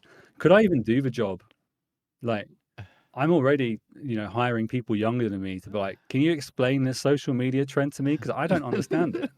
Yeah. And that's going to be amplified even further from then. I'd be very happy if technologically we regressed. I prefer the old internet. Yeah. Dude, hear me out, man. Yeah. No, I'm hearing, yeah. I miss how the internet was. I feel like forums and like having to seek out. I'm probably unpopular opinion, but I think internet discussion via things like social media is too accessible. I don't think everyone's opinion needs to be heard or held in the same regard. Back in the day, pre-internet, people with bad opinions or annoying opinions or whatever else. I'm not talking about RuneScape here. I'm talking about life generally. There would always be there, but it would be some annoying, loud, idiotic asshole in the pub or on the street, and you just get to ignore them. But now online, everyone feels like they can have they've heard and invalidated, and then companies try and use opinions to rage bait and drive algorithms and stuff. And then you have and then you also have to keep in mind just how many of them are bots, and how many of them, if you were to see them in person, would immediately discredit anything they have to say. I mean, because you can come out with some crazy propaganda that is just so silly, and then you actually look at the guy and he's like in his basement with a neck beard, and you're like, wait, this is the guy I'm taking advice from? Like, what the fuck? So I think there really is that, yeah. And I feel like I don't want to go off on a tangent again, because I want to get back to RuneScape in 25 years and like that kind of stuff, but I feel like also I'll never wade into the realms of politics or anything. It's not my place. And I feel like people should do this. Listen, right? I don't know when people started turning to celebrities and influencers for their politics or for moral guidance, but I think that's a huge mistake. They're not trained. They're not experienced. Look for them for entertainment, and that should be it. Yeah. So I guess to that end, I feel like as a society, we've lost empathy and lost kindness, and we've lost the willingness to engage in discussion. I used to go into forums, and admittedly, I used to troll for fun, but I also used to go and want to explore and exchange ideas, and I'd be open to changing my mind. But now I feel like any social discussion isn't an exchange of ideas and conversation. Instead, it's mine versus yours. Yeah. Anyway, 25 RuneScape, old school RuneScape. RuneScape as a franchise turned 25. Insane, incredible. RuneScape has, dropped the most amazing integrity-based roadmap ever. We've had a really strong summit. Dragon Wilds launched bloody well last year, and they've got big plans this year as well. I'm feeling great about RuneScape. I'm feeling great about my career personally. Old school RuneScape, I think, is going to be... There's so much more we can do. Mm-hmm. Now, so shall I get into like old school generally? I'd love to talk more about like where I think we could grow, and I guess it's all gonna be like my opinion and not necessarily something the studio's doing. But yeah, no, if we look at I do want to hear this. hell yeah, okay. So let's look at, first of all, I want to talk a bit more about the summit, because I am very, very prone and very, very guilty of locking in on the few critical comments and ignoring all the positivities and stuff. So I've seen people maybe underwhelmed by the summit because, there's nothing, we didn't really announce many new things. And I think partly that's to do with the role of RuneFest last year, in which when RuneFest wasn't happening and we were like doing everything remote, and I was privileged enough to be given a position to like, okay, how can we motivate players and energize players and announce new stuff? Okay, well, let's do a biannual summit. So 2 summits per year, and they can be of equal standing. And the role is announce the next 6 months of content. And that's the function. And then we can start polling and marketing and stuff. Then RuneFest came back, and I think we pivoted almost knowing, but without knowing, back into how we used to do things, which was, we're basically going to announce the next year of stuff. So imagine we didn't announce Raids 4 at RuneFest, but instead it was fresh here. I think people would be looking at the summit we just did a few days ago and going, that was amazing. Like, they just announced a new raid. That's brilliant. But because we already announced it previously, I think it lost a bit of luster. So I think I have work to do to help, I guess, rebrand and reposition what the summit should be, because RuneFest is back. It's happening in October. We're going to be making massive announcements then. I don't imagine we do another summit between now and then. Maybe like some sort of progress. Based on like what me and my team were discussing today and yesterday, we think we're probably going to reposition like the non-RuneFest summit just as almost like a development check-in. Maybe we get to announce some new smaller stuff like the Cow Boss and things, but generally RuneFest is the place where all the big stuff happens. And we don't overhype the other summits. Instead, it's a case of like, here's a transparent look at what we're up to and what we're working on, how things are coming along. So I think that's where we go with that. Yeah, no, that's actually a good idea. I think as well, just on the topic of Raids 4 maybe seeming underwhelming, at least in my opinion, I think most of the hype of a Raids 4 real announcement would be to see rewards. And unfortunately, there's just none proposed yet. And I think that is just sort of it. So you get that there's Raids 4 coming out, and that's pretty much it. It's just like, oh, okay, like, well, what are we actually going to see? And then there's no rewards to be shown. So I think if that had just had even 3 rewards being shown of like, here's what we're thinking of, not obviously finalized at all, but here's what we're already imagining, that would have gone so far, I think, for a lot of players. I mean, that would have helped for me to get way more excited. Just seeing like, if you guys had at least had the mega rare pretty much set, at least what you guys want, and then revealing that at the minimum, that would have been just so hype, I think.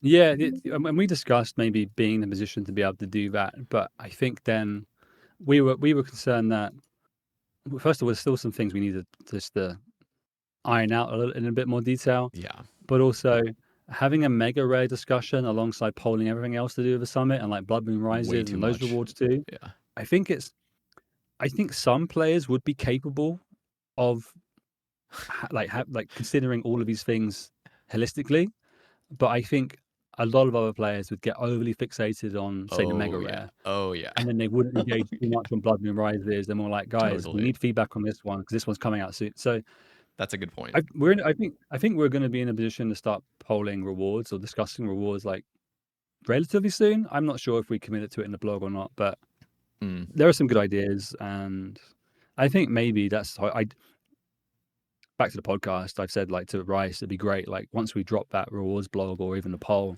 let's get you on again and we can kind of start talking a bit more about it, maybe alongside the rewards blog and poll. Yeah. I guess, okay, so growing Old School and where it can go. So if we look at last year, content-wise, awesome. Varlamore, Sailing, big releases.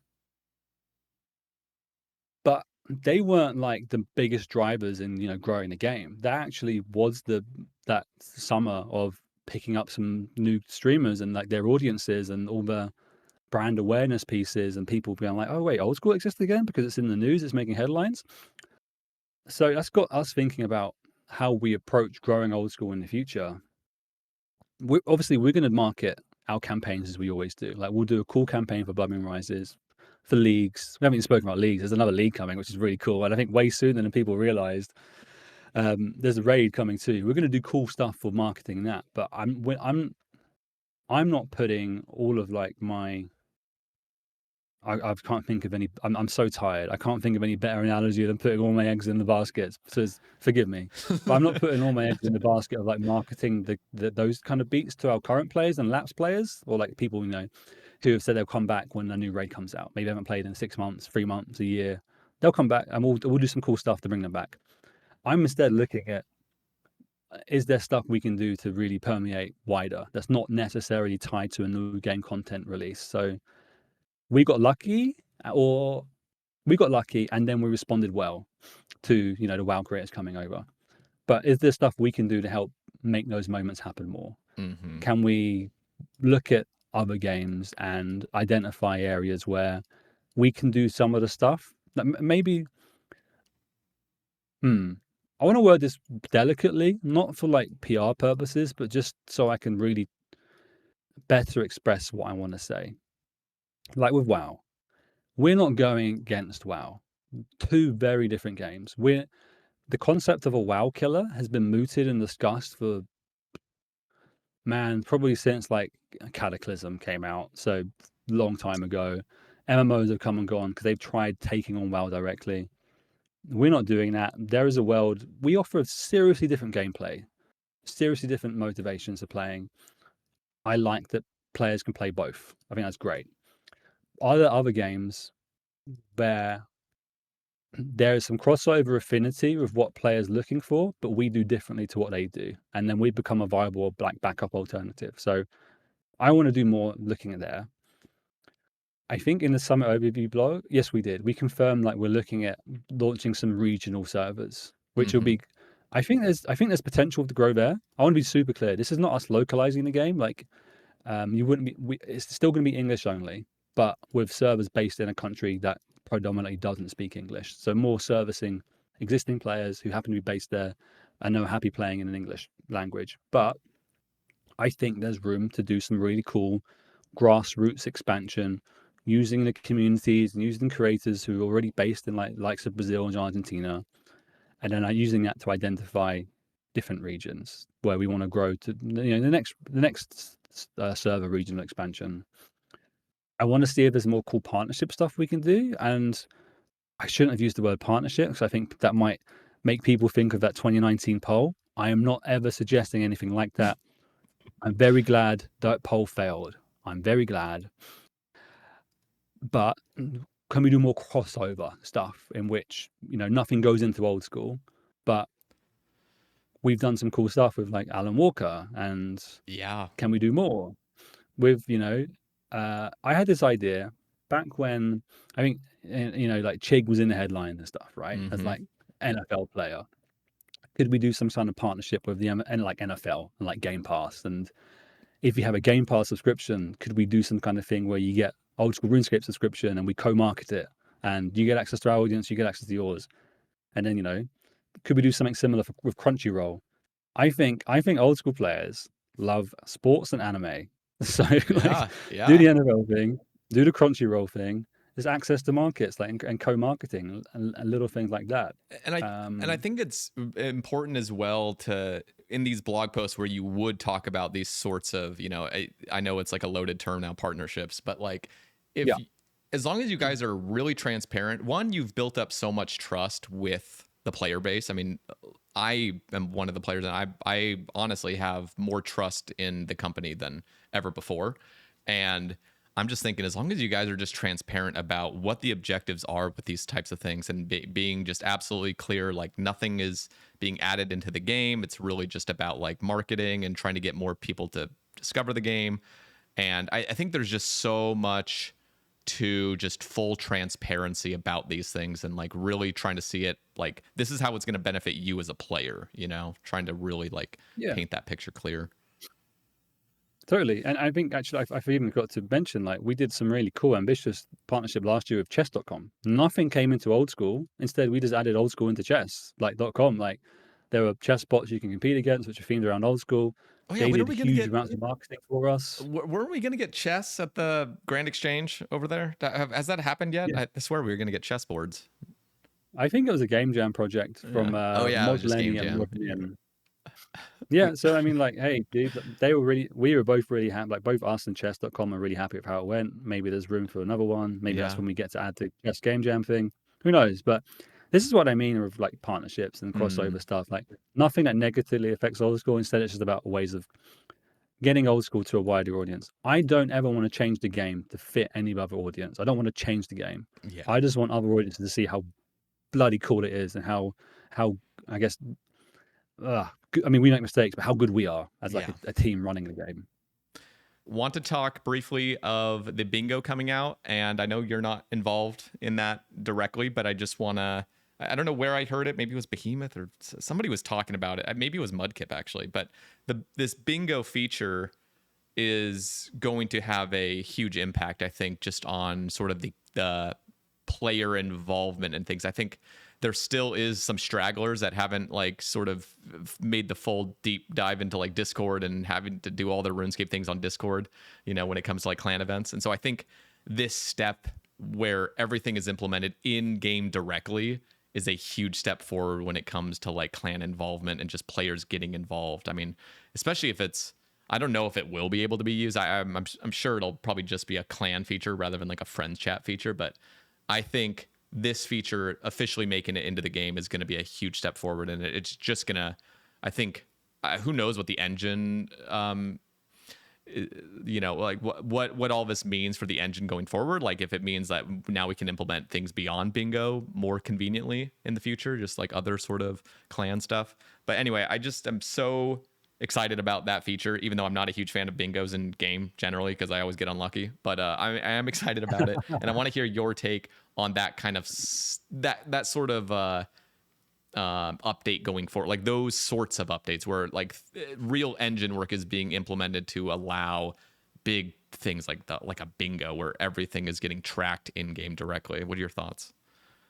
Oh, dude, totally. So, like you said, I'm not close to the specific project. I mean, me and my team will be marketing it, certainly, but it's also one of the things that has like limited appeal beyond our current players. So I don't imagine that campaign will be pretty big. But what you called out regarding bringing those kind of events and features to a more mainstream audience, you know, in game directly, as opposed to people who are active out of game or in clan discords and stuff, I think that's so valuable. It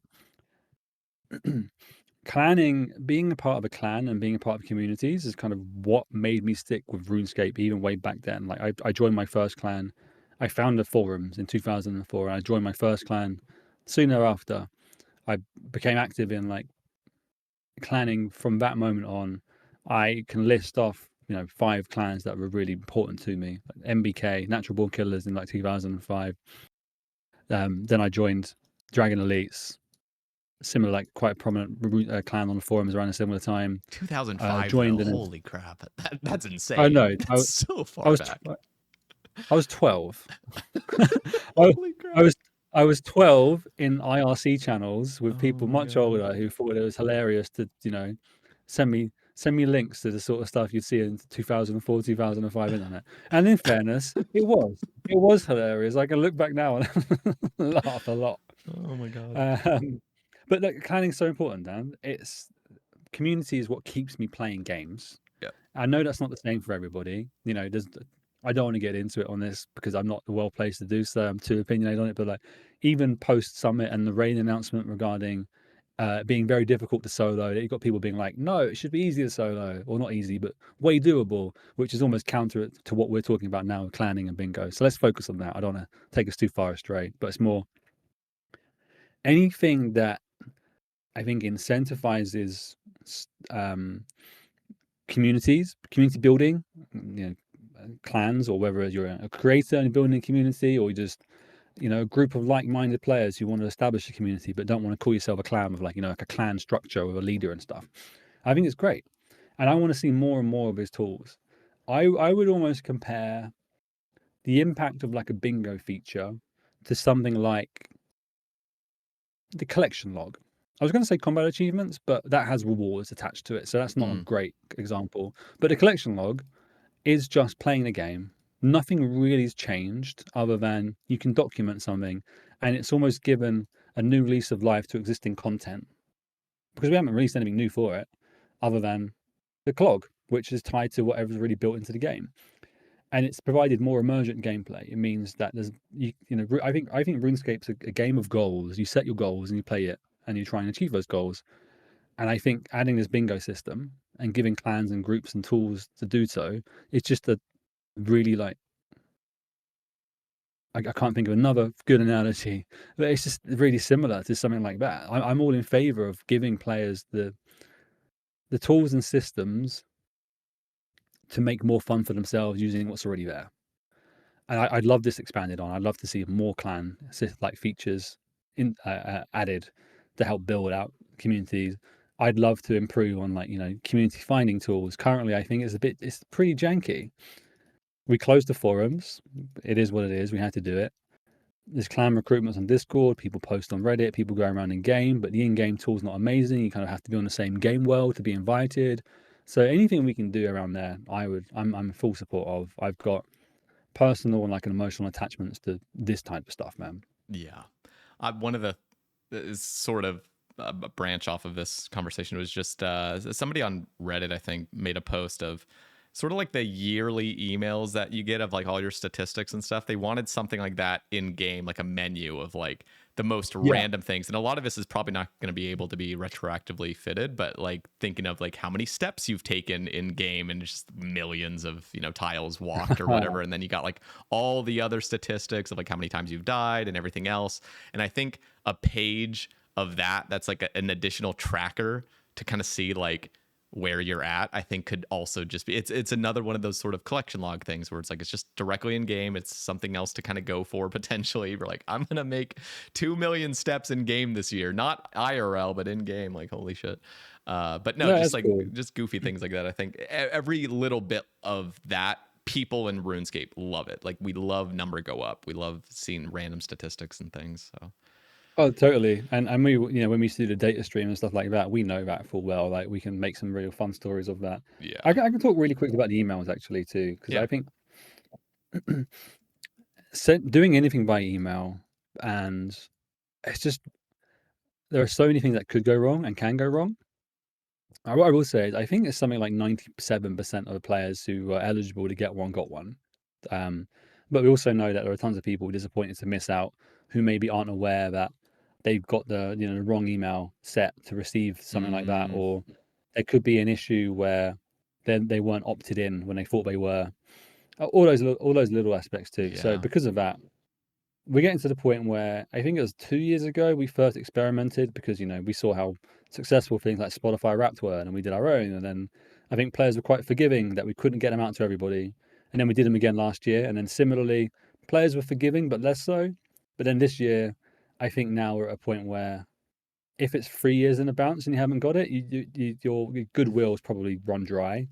So because of that, we are looking at what we can do to kind of make it accessible in game. Yeah. And that would probably have to be via like an external provider who we pay to host something and build something for us. Like we feed them the data, they build a web page, but we add something in game that allows you to click through to it. So I can't promise we will do that, but that's what we're looking towards now. I feel like we've realized that the sending via email route, all good intentions, it was only ever like an extra thing that we wanted to do, just like almost like the podcast. It's a bit extra that players will like. But then as the podcast grew, I think so too did the year in review email, and player expectations grew, rightfully so. So we're looking at what we can do next year for in-game. Very cool. That would be amazing.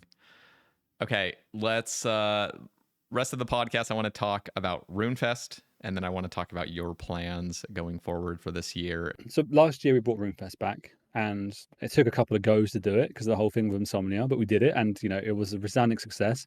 I can safely say last RuneFest wasn't just one of the best work weekends of my life, it was one of the best weekends of my life, like personal life included too. It was so good. And that, that RuneFest going well meant that we got to do it this year, and we're doing it bigger than we've ever done. I think we doubled the capacity. Yeah. I think 6,000 from the top of my head. Yep. Perhaps more, including like staff. I think like staff and everything else. I think maybe 6.5K, which is crazy big. There's so many people. Now, and I think again, we're probably going to be a case where, how does that go? Like, will we sell it out? Does this need to be bigger than it is? I mean, God forbid it's small. We have to go smaller than what we're hoping to do. So I imagine we're still probably in like a testing phase where, all right, we did it well, we're going to grow it, and then we'll see where we're going next time. So I can't confirm there'll be one next year. I don't know. I think we're in planning for this one. Earlier today, I'm sure I can say, there was a workshop regarding like some of the components related to RuneFest. I'm really lucky. I don't just work on Old School, but because of like, I guess my skill set and like my RuneScapiness about me, I get to work on like central projects like RuneFest quite closely too. That's cool. I do wonder, because it sounded like, actually, I might be confused. Was the launcher requirement for RuneFest, or was that for the DMM buying tickets, or was it for both? Yeah. Okay. So it's Deadman DMM. So, okay, it wasn't RuneFest, and it's also not a requirement. It's dude. I'm happy to be transparent. I don't think people will mind, but when it comes to selling tickets for some events, I think we'll sell out RuneFest, no problem. Yeah, I think All so, Stars, like, we've never done an event in the US. We've never done a competitive gaming event like that. When we used to do Deadman, like seasonal finals in this tiny industrial estate building from ESL in Leicester, which is not too far from Birmingham, actually, we couldn't give all the tickets away. We would sell them for £5, fiver, and then sometimes we'd just give them away for free if we didn't sell those out. And that came with free alcohol. Like, people could drink them. People could drink them. People could, and people did drink themselves silly for a fiver, sometimes for free. Like, so that's the previous comparison we've got for a competitive event. So if Deadman All Stars live, which I'm really excited about, I love any excuse to travel for work. And last year I got to do it a few times, and this year I get to do it a few times. So hell yeah. But where are we going with this? Yes. We've been working with an agency because we're not based in the US. We need all the help we can get, but this agency we're working with are awesome. They know Old School, they play Old School, they love Old School. They have recommended doing some pre-sale activity, because if there's like a window of pre-sale, that's like it's more hype type thing, and we can't and probably don't want to like generate personal codes for every player to redeem. So instead, we're just going to have a pre-sale window where everyone gets the same code, and we're going to display that code on the launcher. So launch is not a requirement, but that's just, if we're considering how can we give our active players that pre-sale access, it makes the most sense to do it on a launcher, because that's where everybody sees it. You boot up the game and bam, there you go. That's going to be a really fun event. I hope that one sells out, because that one's is that also like 4,000 people or something? It is a big capacity. Yeah. And I'm sure we're going to put on a really good show. But because of all of what I said, like, we've never done it before, and I think players might understandably be a bit wary going into it. But I would encourage them to trust us. We're going to put on a good show. You're going to get to see J-Mods. You're going to get to see all of the creators taking part. There'll be other creator guests, I'm sure, coming along as well to watch. So you'll almost get that kind of some of the RuneFest social elements without the RuneFest attached to it. I think we're going to put on some cool entertainment. There'll be some cool merch and stuff too. So I'm really quite excited for it, man. I mean, and then there's RuneFest like pretty soon thereafter. Yep. I think it will pop off. I mean, there's just so many people in the United States that play this game that, and Yeah. so many that just don't want to travel overseas for an event, but they would love to have some other event. I mean, there's always like Twitch cons and stuff, but like some people aren't on Twitch. They just want to watch YouTube or just play the game Yeah. itself. And I think this is I would imagine this would sell out as well with just how much US people there are and it being a pretty central location. And, but yeah, and I also think that 6,000 tickets is like a really good like testing number again, because I know they immediately got sold out 3,000 tickets last year, and I'm certain that 6,000 could definitely go. I'm almost thinking like, man, I wonder if like triple would be overkill. Like, you know, if it was 9,000, would that just be like the too much? Because double is like perfect, but it still feels like there will be people missing out potentially. But I'm like, maybe triple would be too much though. So I think it is a good number. Yeah, it's not just a case of like, can we sell as many tickets? I think something that's really pivotal to RuneFest is you'll walk across to a stand or like a merch store or one of the activity stages or a panel, or you're walking around, you're looking for help. It's JMods. It is the people who work at Jagex, and we are working the event. I think we had like a meet and greet section last year, and I was manning the queue, like being like, okay, cool, you can go and talk to Jimmy now. Like that was my job. And I feel like the more attendees there are, the less time each person will get with JMods. And it'd be that's a good point. And I don't want to sound arrogant and be like, you know, we are so important to it. But I feel like I know from survey data and just anecdotally being there, it's something that players really value. Like having a chat with us can be really quite impactful, and it makes me feel very fortunate to do what I do. And I'd hate to be in a position where, you know, I'd love to be in a position where we can sell, I don't know, 12,000 tickets or something, but I'd also hate to be in a position where that many people lose out, or we can't offer them like that RuneScape enough experience feeling. It's also why I think that, you know, we don't talk why All Stars is like All Stars Live is gonna be All Stars Live and not like another RuneFest, because we can't possibly hope to bring that many JMods across. It's just not feasible, not in terms of just the logistics, but also the impact it will have on like game development if we take everyone across to the US for a week or something like that. It's just extra time lost. So that's a good bit of a ramble, but you see where I'm getting at. Like, I think what makes RuneFest special is also how intimate it is with JMods. Yeah. And I think 6,000 is probably a great number for the amount of attendees. More than that, hey, let's see how this one goes. Yeah, I'm excited for it. Okay, so to wrap things up, let's talk about just your own position at Jagex, what you've seen, I guess, over the years, and just kind of going into 2026, what you expect from this year, and also just like professionally, what you've been up to and what you're planning on doing this year. Sure, dude, happily. So, I think the last time we spoke, I recently returned to Jagex, and I think it was like a duo episode of Ayiza, and I'd just come into marketing. I'd never done it before, really, other than a bit of like social and video marketing. My background's community, and I was all about just trying to learn what I'm getting up to. And I'm fortunate now. I mentioned like in December, I got like that kind of recognition awards and stuff, and I was like, okay, that's really validating. And Old School grew, so that means I'm doing my job at least. I got promoted, so I'm the lead product marketing manager, which means I lead other people in the marketing team. And my ideal for this year is all of the things we've talked about, what we announced at the summit, all that content that's supported with great marketing campaigns. That means the news, what we're releasing, every active player knows about it. Everyone who's once played Old School RuneScape that we can possibly contact knows about it, and they'll come back for it because we make it so appealing. And ideally, it's kind of my team who are leading on those. My boss has made. I'm happy to share this kind of stuff. I think it's probably maybe helpful for players to understand, or I don't know. It may be helpful for me to work out what I'm doing in my mind, at least by verbalizing aloud. My boss has basically said, "Hey, you've got a good team now. If they can focus on, with my support, the stuff that Old School team are doing, I still provide insight, and then I can those things I mentioned earlier, like, you know, have enough kind of time and resource in my mind and like what my projects I'm working on. If like another WoW creator moment pops up, I'm able to hop on that straight away and help grow. I think my remit is probably help grow Old School outside of what the Old School RuneScape dev team are doing.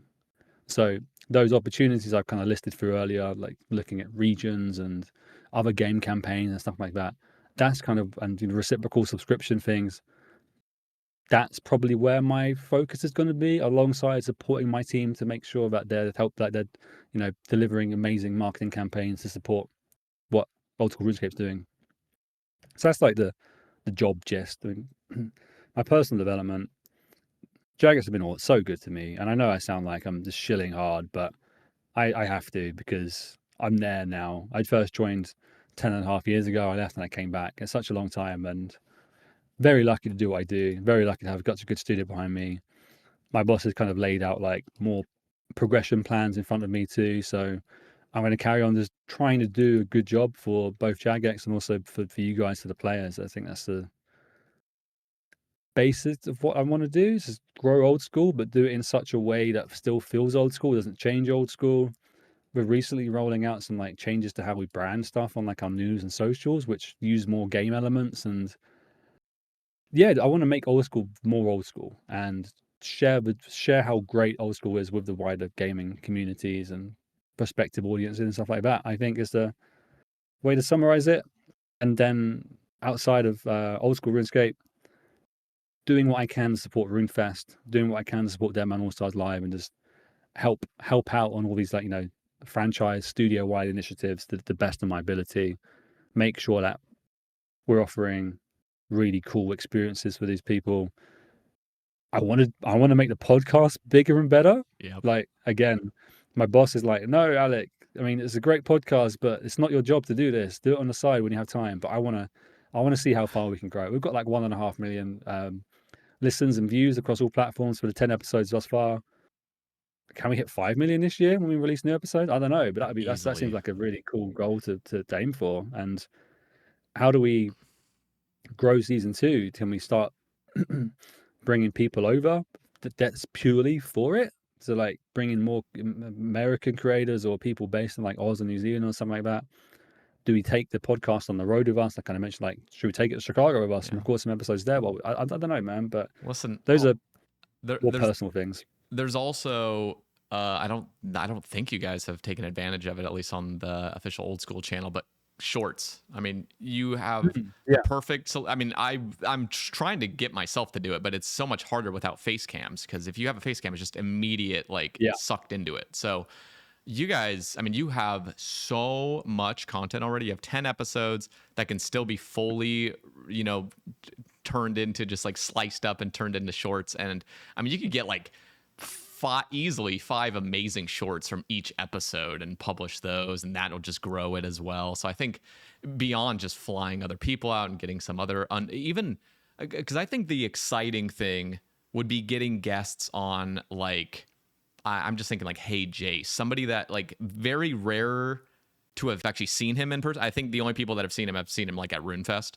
but like nobody really knows what he looks like beyond that. So it's like, if you were to ask him and he'd be up for it, like an episode, like a podcast with somebody that people have heard of, but they don't know, what they look like, could be super exciting. I mean, even if you guys somehow, I highly doubt this would happen, but I'm just thinking like somehow you reach out to Lynx Titan or something, just like, get him, like the strings you could potentially pull to get some name on. That's just a really exciting guest. I mean, you've already gotten amazing guests on, so I don't need to really go much more on that. I think your train of thought, both on the short form content, is totally right. And there is a creator I want to work with, and I over reply. So what I'm going to do straight after this is get back to them and like lock in a plan to start building out short form content. So by the time they hear this, that will be in flight. It's a big opportunity. And I've spoken to somebody who plays Old School, isn't really well known in the Old School community, but works on podcasts for like really major creators in the industry. And they basically said to me that the audience for short form content is just separate from long form. And you're probably not going to get them moving from short form to long form. Instead, just treat it like an opportunity to publish the most attractive and appealing moments. And then you're almost like cultivating a second audience, which is, we've got the Old School podcast, then we have the Old School podcast shorts and clips. And don't be disheartened if we're not moving people from shorts to long form and we're not seeing a viewer count increase in long form. That's not the goal. The goal should just be to try and get as many views and growing a following on the shorts. And it was interesting hearing that, because I kind of went into that conversation being like, hey, do you think that's like it's a pipeline? Someone watches a short and goes, that was really cool, I'm going to go watch the long one. He was like, maybe a few, but not really, no. I was like, oh, okay. And that kind of really retrained how I was thinking about it. Yeah, but like you said, just publishing those short forms, like as long as there's a full catalog of just these shorts now, so people don't even need to watch the full thing. They can just kind of browse all the shorts. That'll just build up a bunch of views. So totally. And I really like the idea you mentioned. I mean, some of the names you pulled out were great examples, but yeah, the people who, they've got 4.8 bill XP, for example, but no one's really seen them or heard from them. That could be really cool. Even Fast 07, for example. I don't know them, but that caliber of guest I think you're alluding to, which is like they're not necessarily like a public personality, but instead they've got this kind of cult of mystery and intrigue around them. I think, we should do more to try and explore that. Maybe it's just like one or two of those per season that can still add. Because I do consider how attractive I think the podcast will be to people seeing it on the algorithm, like the average player, and that's why we chose some of the game mods we chose and some of the creators we chose, because we knew they'd get views and clicks. But I'm happy to take a risk like a couple of times a season. Totally. Yeah. I'm really excited about it all. I love the podcast that you guys are doing. I'm really excited to hear if it is continuing. You already got a few episodes stored up for us, and honestly, I'm a huge fan of the work you've done for this game, for this company. I mean, I don't know. I'm just a huge fan of like just the JMod team you guys got over there. You're just all wonderful, and you guys are clearly super passionate. You guys want the game to succeed, and it's so clear. I mean, it's so clear to everybody that like it's everybody working on this really wants the absolute best for this game.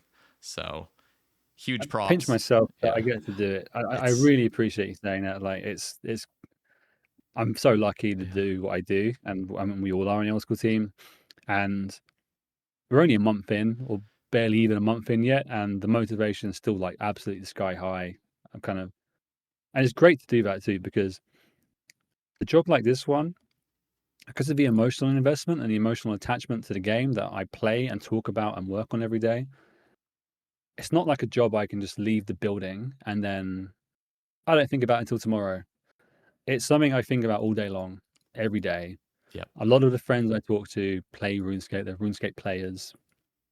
So even if I wanted to get away from it, it's really tough to do so. And, if it's not great, so like this, the beginning of 2025, we covered, like, that had massive effects on my personal life. Like I wasn't feeling great about stuff, but it doesn't, when things are going well like they are now, I'm feeling really good about the year, both professionally and personally. Like I'm feeling really motivated to crack on and do what I need to do to help grow Old School, but then also from just, me as, Alec, I feel really motivated to really crack on with life and do the things I need to do and, cement myself as a proper adult before, I'm working on RS at 50 and I'm 55 years old. Yeah. I want to make sure I've got the wife and kids and the house and stuff built up. So that's that's the goal this year, alongside growing Old School too. Yeah.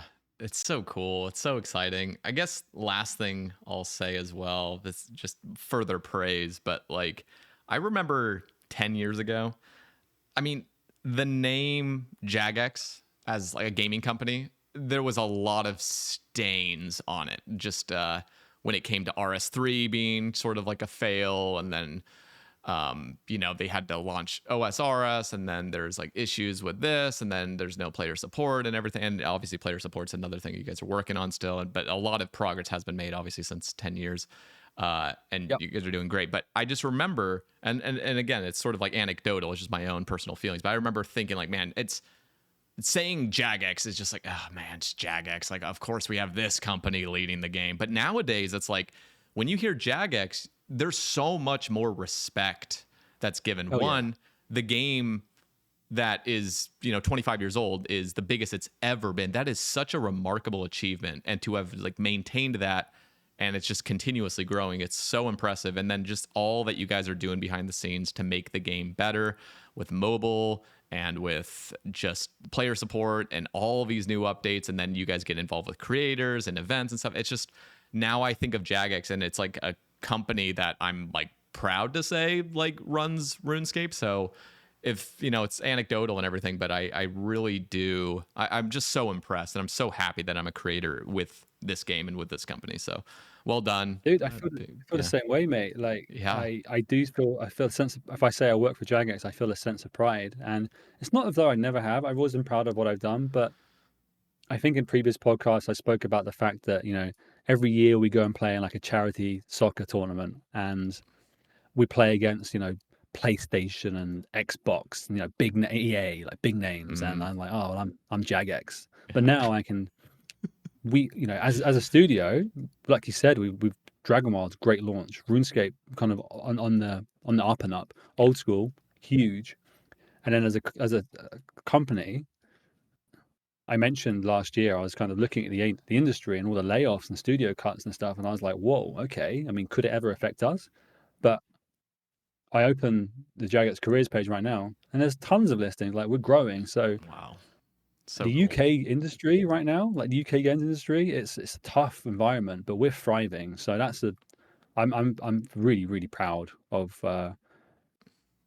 our game and the studio. And I think the leadership team are doing a great job to kind of instill that down as well and like help build us up. The rebranding was really cool alongside RS25, like Jagex, the RuneScape company sets out like a really clear mission. Like, we're not doing the whole, we'll publish this game and publish that game.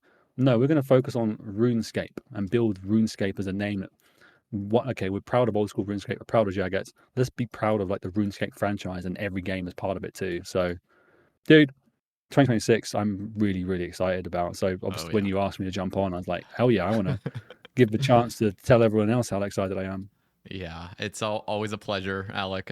Thank you so much for coming on once again. And for those listening, we're going to be getting Mod Arcane on very soon, talking about Raids 4 specifically. I'm sure other things will come up as well. So that'll be super fun. But thank you so much, Mod Sween. You are the GOAT. Keep it up. And I'm sure we'll talk in a year from now or so, and we'll just kind of catch up and see how the game's going. So best of luck with your adventures over at Jagex. And honestly, I think we're both just super looking forward to what the game has in store this year. So thank you so much for coming on today. Thanks for having me, dude. And I look forward to the next time we catch up. Awesome. All right, guys. Thank you all for listening, and we will catch you in the next one. Peace.